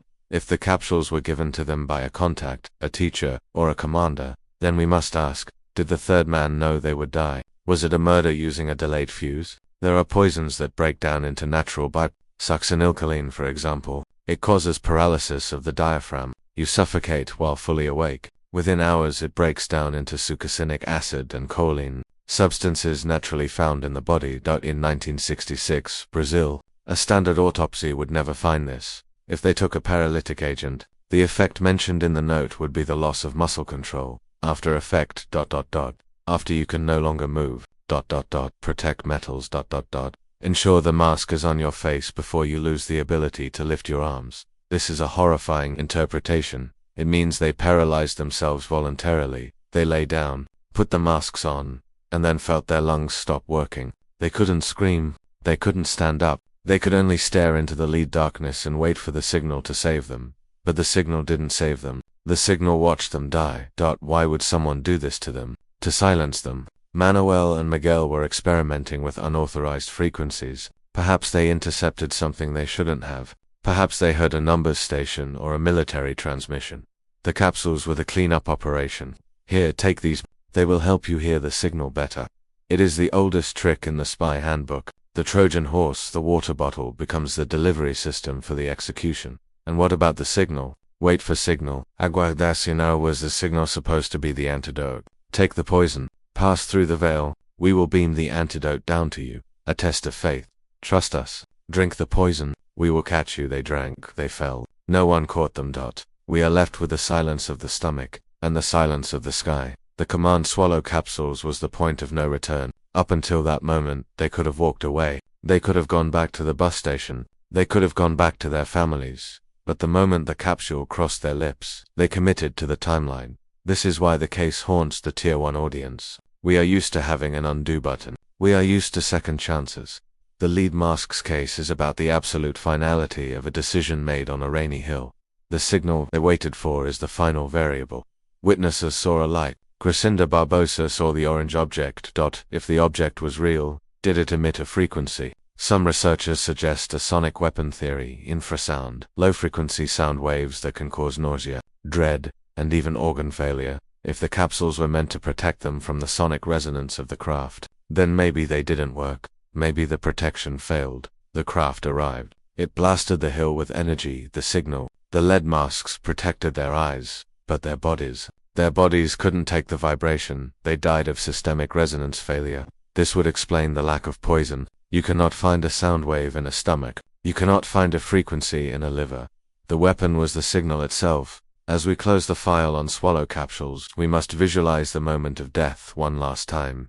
It is 1830. The rain is cold. The plastic raincoat is wet. Manuel swallows. Miguel swallows. They lie back. They place the cold, rough lead over their eyes. They hold hands with the unknown. And then, the wait begins.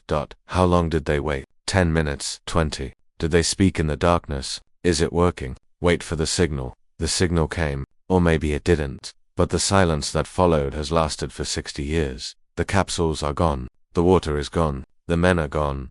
Only the command remains. A line of code that executed a fatal error. The file remains open. The server hums. And somewhere in the static, the signal is still broadcasting. In the architecture of death, the autopsy is the final confession. When a human being dies, the body becomes a document. Every bruise is a sentence. Every chemical trace is a paragraph. The liver records what we drank. The lungs record what we breathed. The heart records how we panicked. To the forensic pathologist, there is no such thing as a silent death. The body always speaks. But on August 23, 1966, the bodies of Manuel Pereira da Cruz and Miguel José Aviana were laid out on the stainless steel tables of the Niterói Legal Medicine Institute, and they refused to speak. The file we are opening tonight contains the most disturbing medical record in the archive. It is not disturbing because of what was found. It is disturbing because of what was missing. The file was stamped never open, yet we begin tonight by picking up the scalpel to dissect the silence of the lead masks. The only sound in the archives. Tonight is the quiet hum of the server room. The file is cold to the touch, and the ink has faded with secrets. We are examining document M40, the pathological finding. Dr. Asta de Mello was a man of science. He dealt in facts, weights, and measures. When the bodies arrived from Vinton Hill, he expected a routine procedure. 2 men found in the jungle. The likely causes were obvious: dehydration, snakebite, violence, or perhaps a common poison. He began with the external examination. This is the first layer of the paradox. The bodies had been lying in the open air of the Atlantic rainforest for approximately 72 hours. In the heat and humidity of Brazil, decomposition is usually rapid and aggressive. Nature reclaims its own. Insects, scavengers, and bacteria begin their work immediately, but Manoa and Miguel were strangely preserved. The report notes a lack of significant animal predation. The vultures that circle Vinton Hill had not descended. The ants had not swarmed. It was as if the bodies were surrounded by an invisible force, field, a chemical or energetic barrier that repelled the natural world. Dr. Mello noted the skin, pale, intact. No defensive wounds. No scratches on the knuckles to suggest a fight. No bruising on the neck to suggest strangulation. They looked like they were sleeping. This preservation anomaly is a recurring theme in high strangeness cases. It suggests that the cells of the body have undergone a change that makes them unrecognizable to nature. Or perhaps they were irradiated. Dr. Mello proceeded to the clothing. We have discussed the suits and the raincoats, but now we must look at them as biological containers. The clothes were soaked with rain and sweat, yet the bodies beneath were not waterlogged in the way one would expect. He removed the masks, the eye, the windows to the soul, but also the first place to show hemorrhaging in cases of asphyxiation. If they had suffocated inside the masks, there would be petechia, tiny broken blood vessels in the whites of the eyes. There were none. The eyes were clear, staring into the void, but physically undamaged. This ruled out mechanical suffocation. They didn't die because they couldn't breathe. They died because they stopped breathing. The distinction is subtle but critical. One is a struggle, the other is a switch being turned off. Dr. Mello picked up the scalpel. The Y incision is the standard opening of the torso. He expected to find the internal organs ravaged by poison. Arsenic turns the stomach lining red and velvety. Cyanide turns the blood bright cherry red. Strychnine causes rigor mortis to set in almost instantly and stay locked. He opened the chest cavity of Pereira da Cruz. The organs were healthy. The heart was normal size. The lungs were clear of fluid. The liver showed no signs of chronic toxicity. It was the anatomy of a living man. This is the autopsy paradox. How can a man be medically healthy and legally dead at the same time? To the Tier 1 analyst, this points to a failure of the 1966 forensic science was analog. It looked for structural damage. It could not look for molecular decoupling. If the death was caused by a frequency, a sound wave, or an electromagnetic burst that disrupted the electrical signals of the heart without damaging the tissue, the autopsy would see nothing. That it would be like looking at a computer that has been unplugged. The hardware is perfect. The chips are intact, but the screen is black because the power is gone. Dr. Mello moved to the stomach. The note said, "Swallow capsules." He clamped the stomach. He cut it open. He poured the contents into a tray. He was looking for the residue. A pill casing, a powder, a sludge. He found nothing. The stomach contained only small amounts of fluid. No undigested food, no capsule fragments. This empty stomach finding is the anchor of the mystery. If they swallowed the capsules at 1830 and died shortly after, the capsules must be there. Digestion stops at death. So, where did the capsules go? Did they dissolve instantly into the bloodstream? Or did they never swallow them? If they didn't swallow them, then what killed them? Dr. Mello paused over the table. The smell of the morgue was heavy, but the smell of the truth was absent. He was recording a medical impossibility. He moved to Miguel's body. Perhaps the younger man would tell a different story. But Miguel was a mirror image. Healthy organs, no trauma, empty stomach. To men, same healthy status, same unexplained death. The probability of 2 men dying of natural causes like a heart attack at the exact same second is statistically 0. It is impossible, therefore, the cause was external, but it left no internal mark. Dr. Mello signed the death certificate with a phrase that admits defeat: cause of death, unknown. In Portuguese, causa mortis indeterminate. In the archives of the state, indeterminate is a word that screams for attention. It means the system failed. It means the science hit a wall. But the story of the autopsy didn't end that night, because a body that doesn't rot, and a poison that doesn't exist, tends to make people ask questions. The death certificate was signed, but the questions were not buried. The public found the unknown cause unacceptable. In a country ripe with conspiracy and superstition, The lack of a medical answer fueled the fire of the lead mask's legend. People began to whisper that the government was covering up a plague, or that the men had been killed by a death ray. We must look at the toxicology again with a modern lens. The samples taken from the body's blood, urine, viscera were sent to the lab. The tests were run for heavy metals, alkaloids, and common SEDATIVES. All negative. But let us consider the capsule as a radioactive vessel. If the capsules contained a radioactive isotope, and the men swallowed them, the radiation would kill them from the inside out. Acute radiation syndrome (ARS) can cause rapid collapse of the central nervous system if the dose is high enough. But here is the catch. Radiation kills cells. It causes massive internal damage. It causes the lining of the gut to slough off. Dr. Mello saw none of this. The gut was intact. However, there are types of radiation, neutron radiation, for example, that leave fewer gross physical marks but destroy the DNA instantly. Was the autopsy equipped to detect this? No. The only way to detect it would be with a Geiger counter. And this brings us to the second chapter of the medical investigation, the exhumation months later.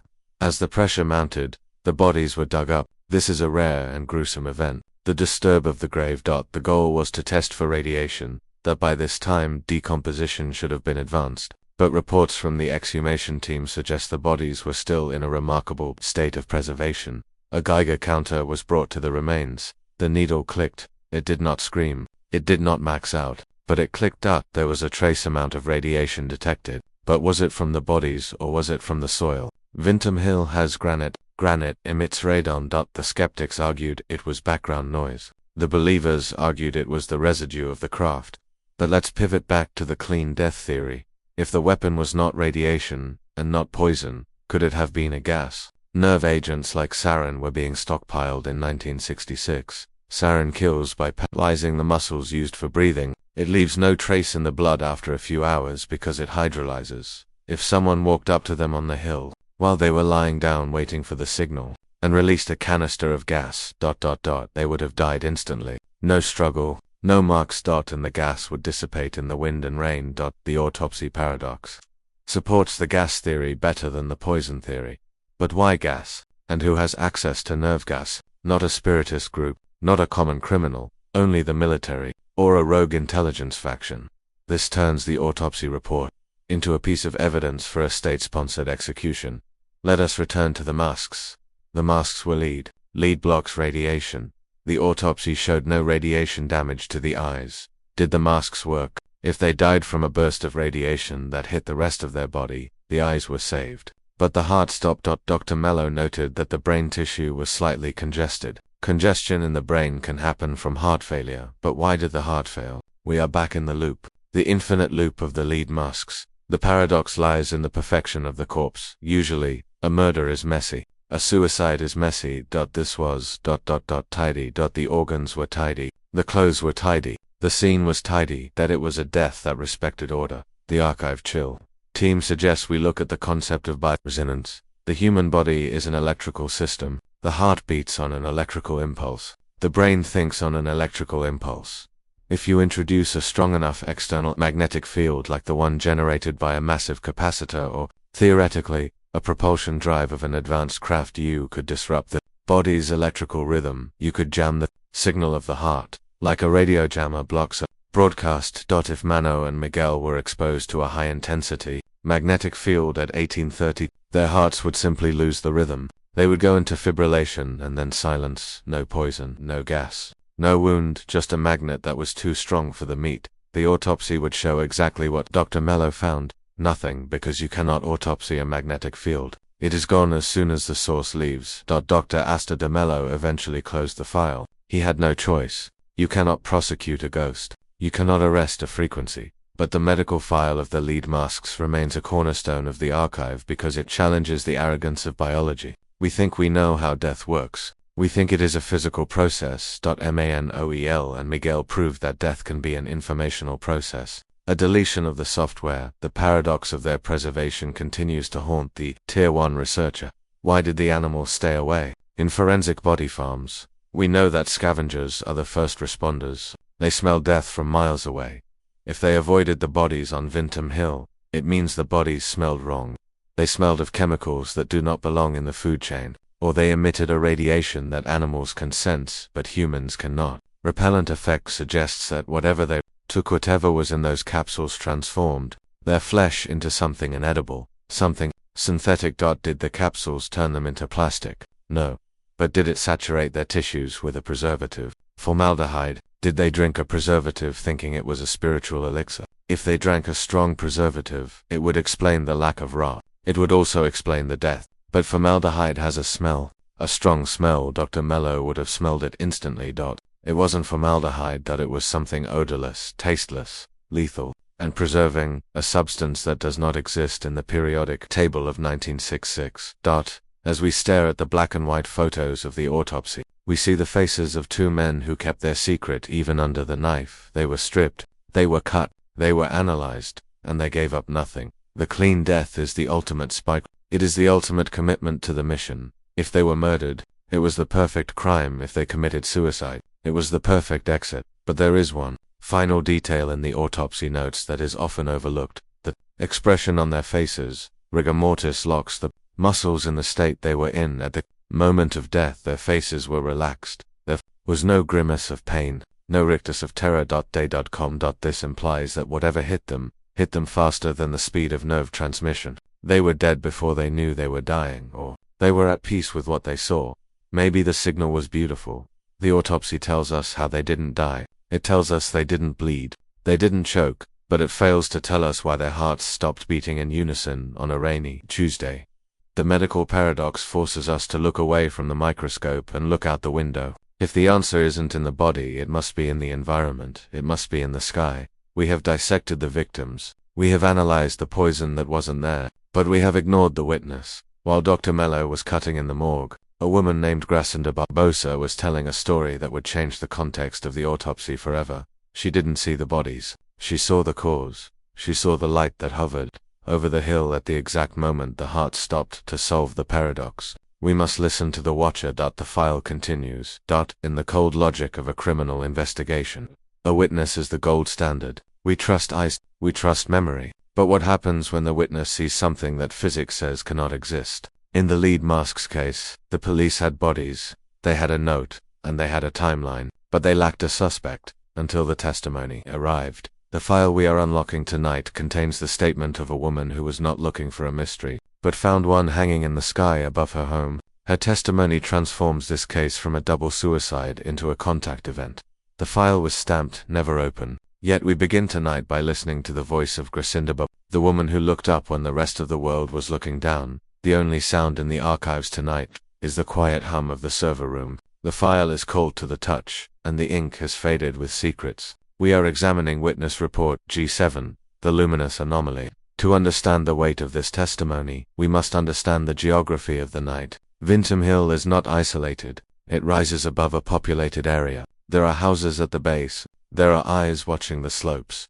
On the evening of August 17, 1966, the weather was miserable. Most people were indoors, shutters closed against the rain. The visibility was poor, but Gracinda Barbosa was arguably the most important person in Niterói that night. She was a local resident. She had no connection to the scientific spiritists. She did not know Mano or Miguel. She did not know about the capsules or the masks. She was an independent variable around the critical window of 1832, 19 o'clock, the exact time the men were swallowing their capsules. Gracinda was driving near the hill with her children. She saw something that made her stop the car.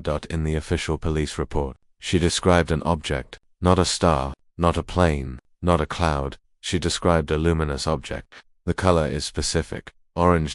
In the spectrum of UFO phenomenology, orange is a recurring signature. It suggests high ionization. It suggests a plasma sheath. It is the color of burning air.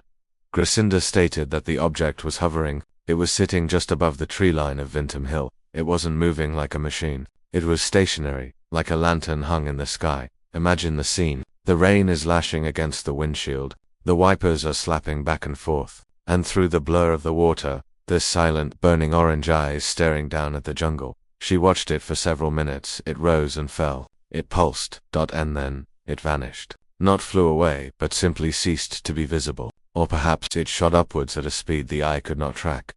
When Gracinda gave her statement to the police days later, she didn't know about the bodies. She didn't know that exactly underneath that orange light, two men were lying on a bed of leaves, wearing lead masks, waiting for a signal. This is the retention hook of the case. If Manuel and Miguel were hallucinating, why did a woman miles away see the hallucination too? A hallucination is private. A light in the sky is public. The intersection of these two timelines, the internal timeline of the men and the external timeline of the witness, creates a hard data point. Something was there. The police investigator, usually skeptical of such claims, included her report in the main file, because it fit the note, "Wait for signal." Gracinda saw the signal. But here is the chilling implication. If the signal arrived, and the men died, then the interaction was not benevolent. The orange light was not a rescue boat. It was a microwave oven. Let us analyze the credibility of the witness. In 1966, claiming to see a UFO was not a path to fame. It was a path to ridicule. Gracinda had nothing to gain by inventing this story. In fact, she had her reputation to lose. She was a mother, a resident of a conservative neighborhood. Her children also saw it. Shared hallucinations are rare. Shared hallucinations among a family driving a car are statistically impossible. The Archive Chill Collective notes the specific description of the light, oval-shaped and orange. This matches the descriptions of Foo Fighters from World War II balls of lightning that followed aircraft. It matches the Earth lights phenomena often associated with geological fault lines. But Vintom Hill is not a fault line. It is a granite mound. However, granite contains quartz. Quartz is piezoelectric. If you put enough pressure on quartz, say, the pressure of a shifting tectonic plate or the pressure of a gravitational drive, it generates electricity. Did the object use the hill as a battery? Was Vintom Hill chosen by the entity because of its geology? And did Mano and Miguel know this? 1630B at Agreed Place. They didn't choose the hill because it was pretty. They chose it because it was active. Gracinda reported that the light was intensely bright, yet it did not illuminate the ground below it in a standard way. It was self-contained luminosity. This is a classic trait of plasma. It glows, but it doesn't cast a beam like a spotlight. If this object was hovering over the clearing, what happened to the men beneath it? We must return to the scientific spiritist theory of the portal. They believed that these craft were not just vehicles, but gateways. To enter, you had to match the vibration. When Gracinda saw the light, was she seeing the craft, or was she seeing the opening? The brilliance of the orange light suggests immense energy output. If you are standing 50 feet below a hovering ball of plasma, the electromagnetic radiation would be immense. Your hair would stand up, the fillings in your teeth would vibrate, the iron in your blood would react, and your heart relies on a delicate electrical pacing signal from the sinoatrial node, a massive M-burst from the object. Gracinda saw would act like an EMP, electromagnetic pulse, for the human body. It would reset the pacemaker of the heart. Permanent cardiac arrest. The witness, safe in her car, shielded by the metal body of the vehicle, a Faraday cage of sorts, watched the light. The men, exposed on the hill, wearing raincoats that offer no magnetic protection, took the full force of the arrival. They waited for the signal. The signal arrived, and it stopped them cold.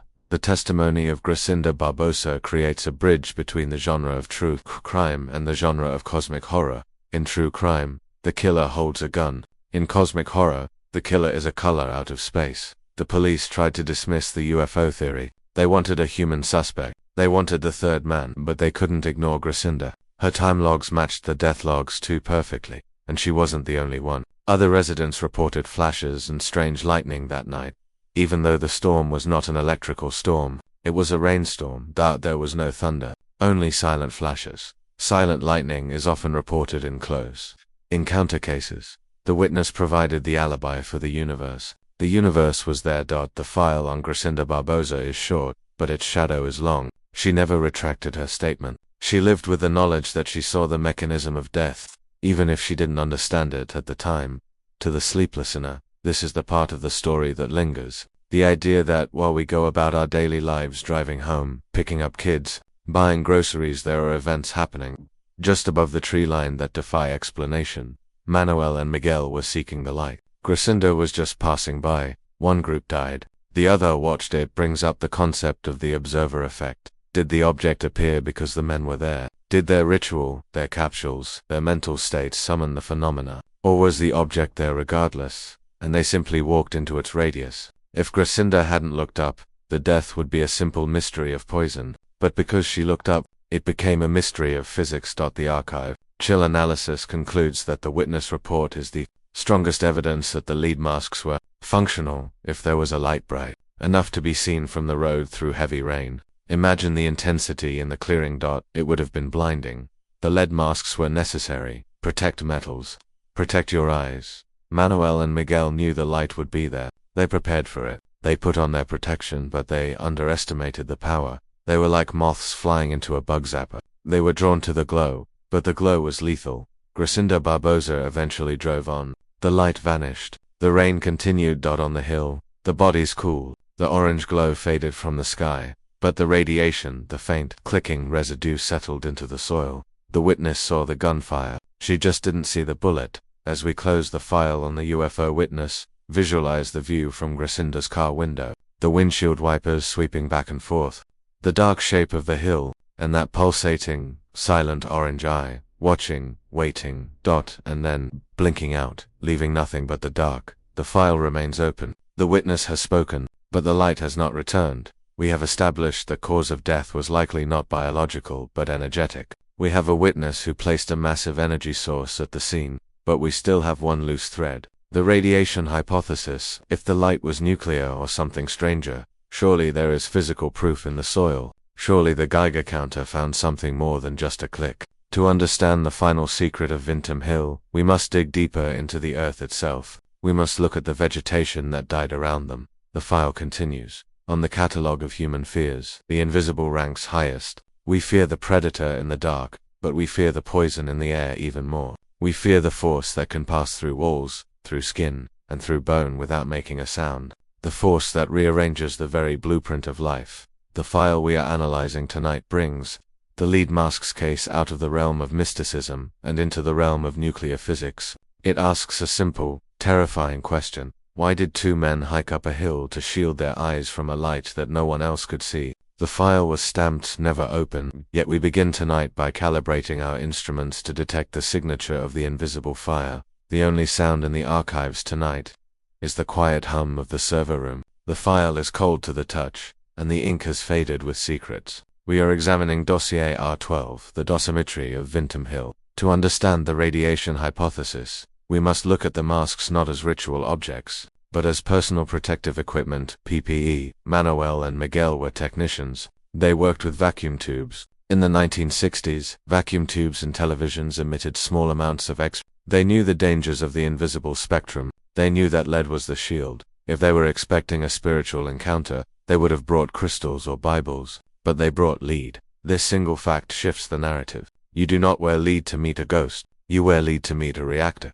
The hypothesis suggests that the signal they were waiting for was a burst of high-energy electromagnetic radiation. Gamma rays, X-rays, neutron flux. The scientific spiritists believed that the entities from space traveled in craft powered by energies that were harmful to human biology. They believed the aura of the aliens was radioactive. The notebook instruction, protect metals, suddenly becomes a survival protocol. When the craft arrives, the radiation levels will spike. Put on the mask to save your retinas. The human eye is the most sensitive organ to radiation. A high dose can cause immediate blindness, flash blindness, or permanent destruction of the optic nerve. The lead mask was a crude attempt to preserve their sight during the close encounter. But here is the tragedy of the hypothesis. A mask only covers the eyes. If you are standing in a radiation field strong enough to blind you, your internal organs are also being cooked. Your bone marrow is being stripped. Your DNA is being unzipped. Did they know this?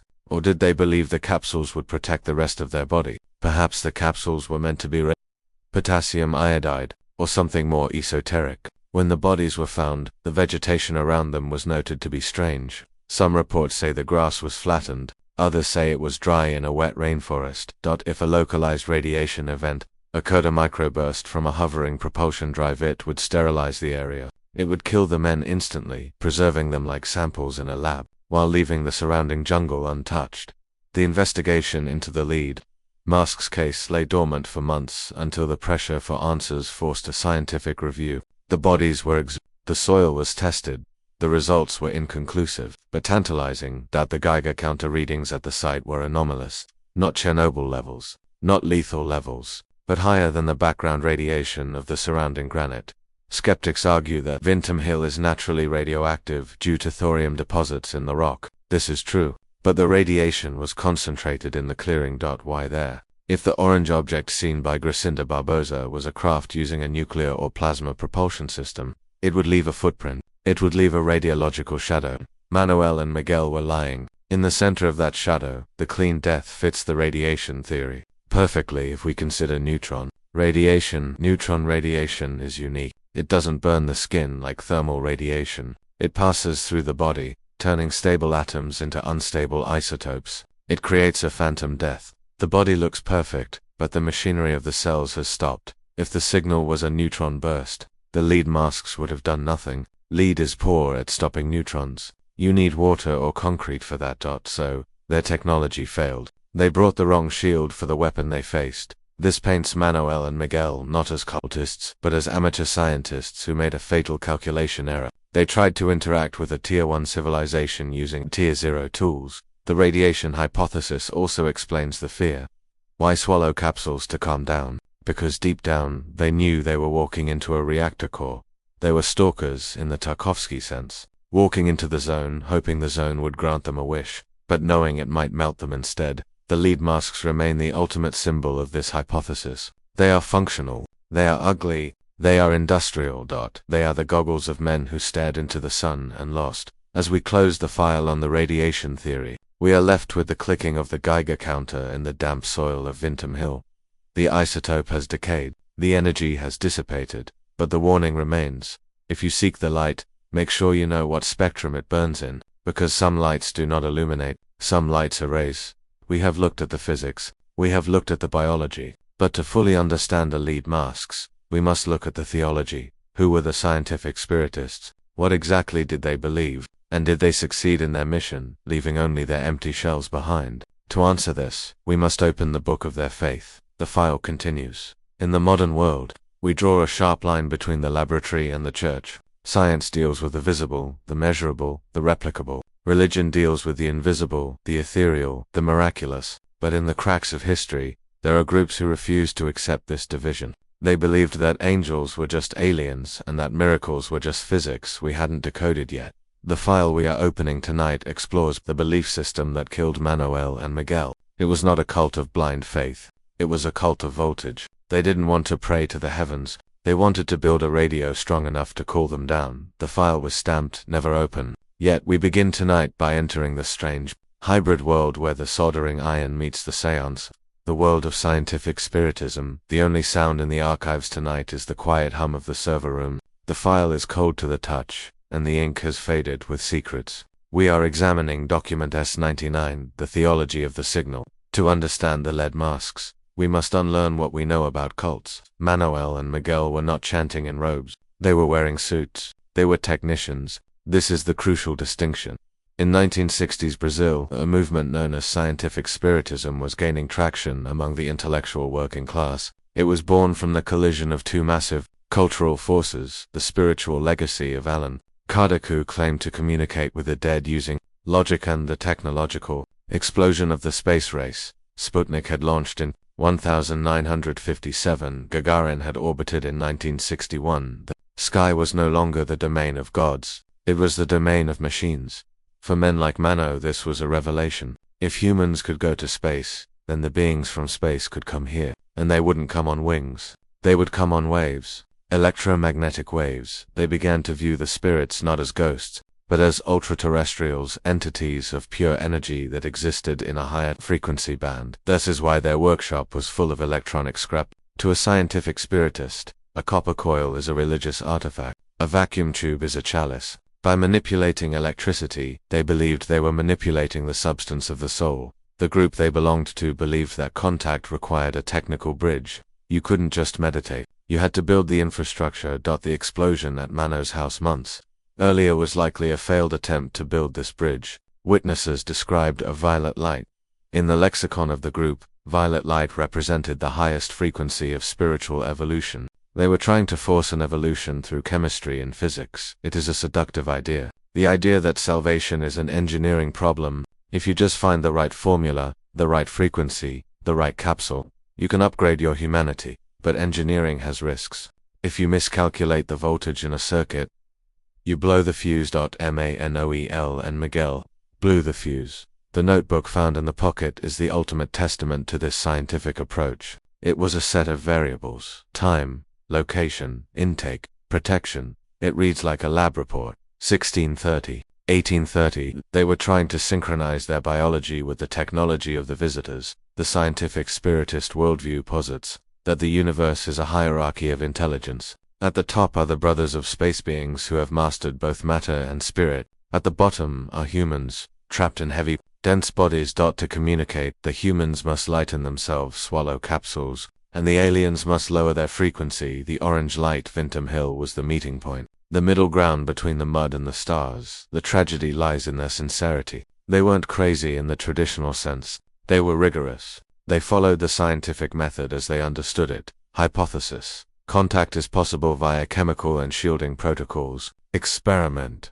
Vintam Hill. August 17th result: fatal. They treated their own lives as the control group. This resonates with the modern listener because we are still doing it. We are still looking for the hack. Biohackers today swallow supplements to live forever. Tech visionaries want to upload their brains to the cloud. Manuel and Miguel were the pioneers of this transhumanist urge. They just used the analog tools of 1966. The lead masks were their VR headset. The capsules were their nootropics. They wanted to leave the analog world and enter the digital eternity. But the universe has a firewall. As we analyze the philosophy of scientific spiritism, we see that it removes the fear of death, but replaces it with the fear of failure. If the experiment fails, you don't go to hell. You just go nowhere. You become a null data point. The bodies on the hill were not victims of a demon. They were victims of a failed upload. They prepared the hardware, they installed the software, the ritual, but the connection timed out. As we close the file on their belief system, we must respect their ambition. They didn't want money. They didn't want power. They wanted knowledge. They walked into the rain wearing suits and lead masks because they believed that, on the other side of that hill, a new version of humanity was waiting for them. That they were wrong, or perhaps, looking at the enduring mystery of their death, they achieved exactly what they wanted: immortality. In the archive, we have covered every angle: the timeline, the bodies, the radiation, the witness, and the belief. But the story cannot end without looking at the final, lingering question, the question that keeps the file from ever truly closing: the signal from nowhere. What happened after the police left? What happens on Vintam Hill today? And is the signal still broadcasting, waiting for someone with the right mask to hear it? The final entry awaits. The definition of a ghost story is a narrative that refuses to die. Most cases have an ending. A killer is caught. A body is identified. A motive is found. But the lead mask's case is not a story. It is a frequency. It is a signal that began broadcasting on August 17, 1966, and has never truly gone off the air. The file we are closing tonight is unique in the archives of the unexplained. It does not end with a period. It ends with an ellipsis. It ends with the static of a radio channel left open, waiting for a reply that is 60 years late. The file was stamped "never open," yet we finish tonight by tuning into the final transmission of Manuel and Miguel, the signal from nowhere. The only sound in the archives tonight is the quiet hum of the server room powering down. The file is cold to the touch, and the ink has faded with secrets. We are examining final entry, the legacy of Vintam Hill. Today, Vintam Hill still stands above it. The vegetation has grown back. The mud trails have been washed away by thousands of rains. To the casual hiker, it is just another green mound in the Brazilian landscape, but to the sensitive, it is a dead zone. Locals still avoid the specific clearing where the bodies were found. There are reports and verified whispered of birds refusing to fly over the spot, of compasses spinning wildly, of a sudden metallic taste in the mouth when standing on the exact coordinates of the death. This is the archive. Chill, the physical residue of a historical trauma. The police investigation officially closed in 1969. The coroner, Dr. Asta de Mello, admitted defeat. The police chief, who had chased the third man across the state, retired without a suspect. The third man, the blonde figure in the jeep, the one who likely handed them the capsules, was never found. He dissolved into the population, a ghost in the machine. Did he watch the news? Did he read the papers? Did he see the photos of the masks and smile, knowing that his experiment was successful? Or was there no third man? Was he a tulpa manifestation of their shared delusion? The signal from nowhere refers not just to the UFO, but to the origin of the command. Swallow capsules. Where did that command originate? If we trace the signal back, it doesn't lead to a human source. It leads into the noise. In information theory, there is a concept called signal-to-noise ratio. Usually, we try to filter out the noise to hear the signal. But in this case, the noise is the signal, the confusing note, the broken grammar, the empty stomach, the crude masks, the orange light. None of it makes sense individually, but together they form a pattern of high strangeness. The archive suggests that Mano and Miguel were not victims of a crime. They were victims of a glitch in reality. They found a hole in the fence of the world, and they crawled through it, but they couldn't crawl back. As we stand at the end of the file, we must entertain the most disturbing possibility of all, the possibility that the archive chill team calls the success hypothesis. We assume they failed because they died. We assume death is a failure state, but what if death was the transport mechanism? Scientific spiritism taught that the body is a shell, a heavy, wet suit that keeps the spirit grounded. To travel to the agreed place, the suit must be discarded. Swallow capsules, eject the pilot, protect metals, shield the eyes during the transition, wait for signal, wait for the upload. If we view the bodies on the hill not as corpses, but as empty cocoons, then the story changes. They didn't die. They left. The bodies were left behind because they couldn't take them where they were going. The raincoats were left behind. The money was left behind. This theory suggests that the orange light seen by Gracinda Barbosa was not a weapon, but a collection vessel. It came down, harvested the consciousness of the two men, and departed. The autopsy paradox, the lack of pain, the lack of struggle, the pristine organ supports this. It was a surgical extraction of the soul. For the modern American audience, obsessed with the singularity and uploading our minds to computers, this is the ultimate unseen history. Mano and Miguel were the first men to upload themselves to the cloud. It just wasn't a digital cloud. It was an interstellar one. But there is a cost to this theory. It requires us to believe in the impossible, and that is the function of the archive chill. To make the impossible feel plausible for just a moment in the dark. We look at the lead masks today. They sit in a museum or an evidence locker. They are cold, gray, and lifeless. But they are also iconic. They are the face of the unknown. When you put on a mask, you hide your identity. But when you put on a lead mask, you hide your humanity. You become something else. You become a receiver. The signal from nowhere is still broadcasting because we are still talking about it. Every time someone watches a video about the lead masks, every time someone reads the note, they are boosting the signal. We are the batteries keeping the mystery alive. And somewhere, in the static between radio stations, in the flicker of a broken television, the signal continues. 1630, 1830, the loop repeats. The rain has stopped on Vinton Hill. The year is 2025.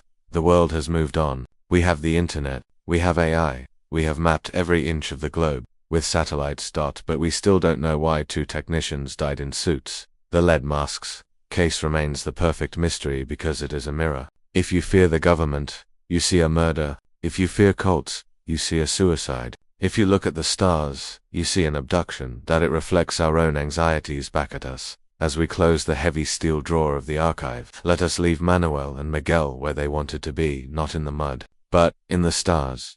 Let us imagine that the signal did arrive. Let us imagine that for one split second, before the biological machine failed, they saw it. They saw the truth through the lead. And maybe, just maybe, it was worth it. The file is now encrypted. The data is secured. The story is yours. Tonight, as you drift to sleep, listen to the silence in your room. Listen to the hum of your own technology. The archive chill reminds you that the line between the scientific and the spiritual is thinner than a sheet of lead. We are all just technicians, waiting for a signal, hoping we have the right protection when it comes. The lead masks are watching. This has been a file from the archive chill. Sleep well.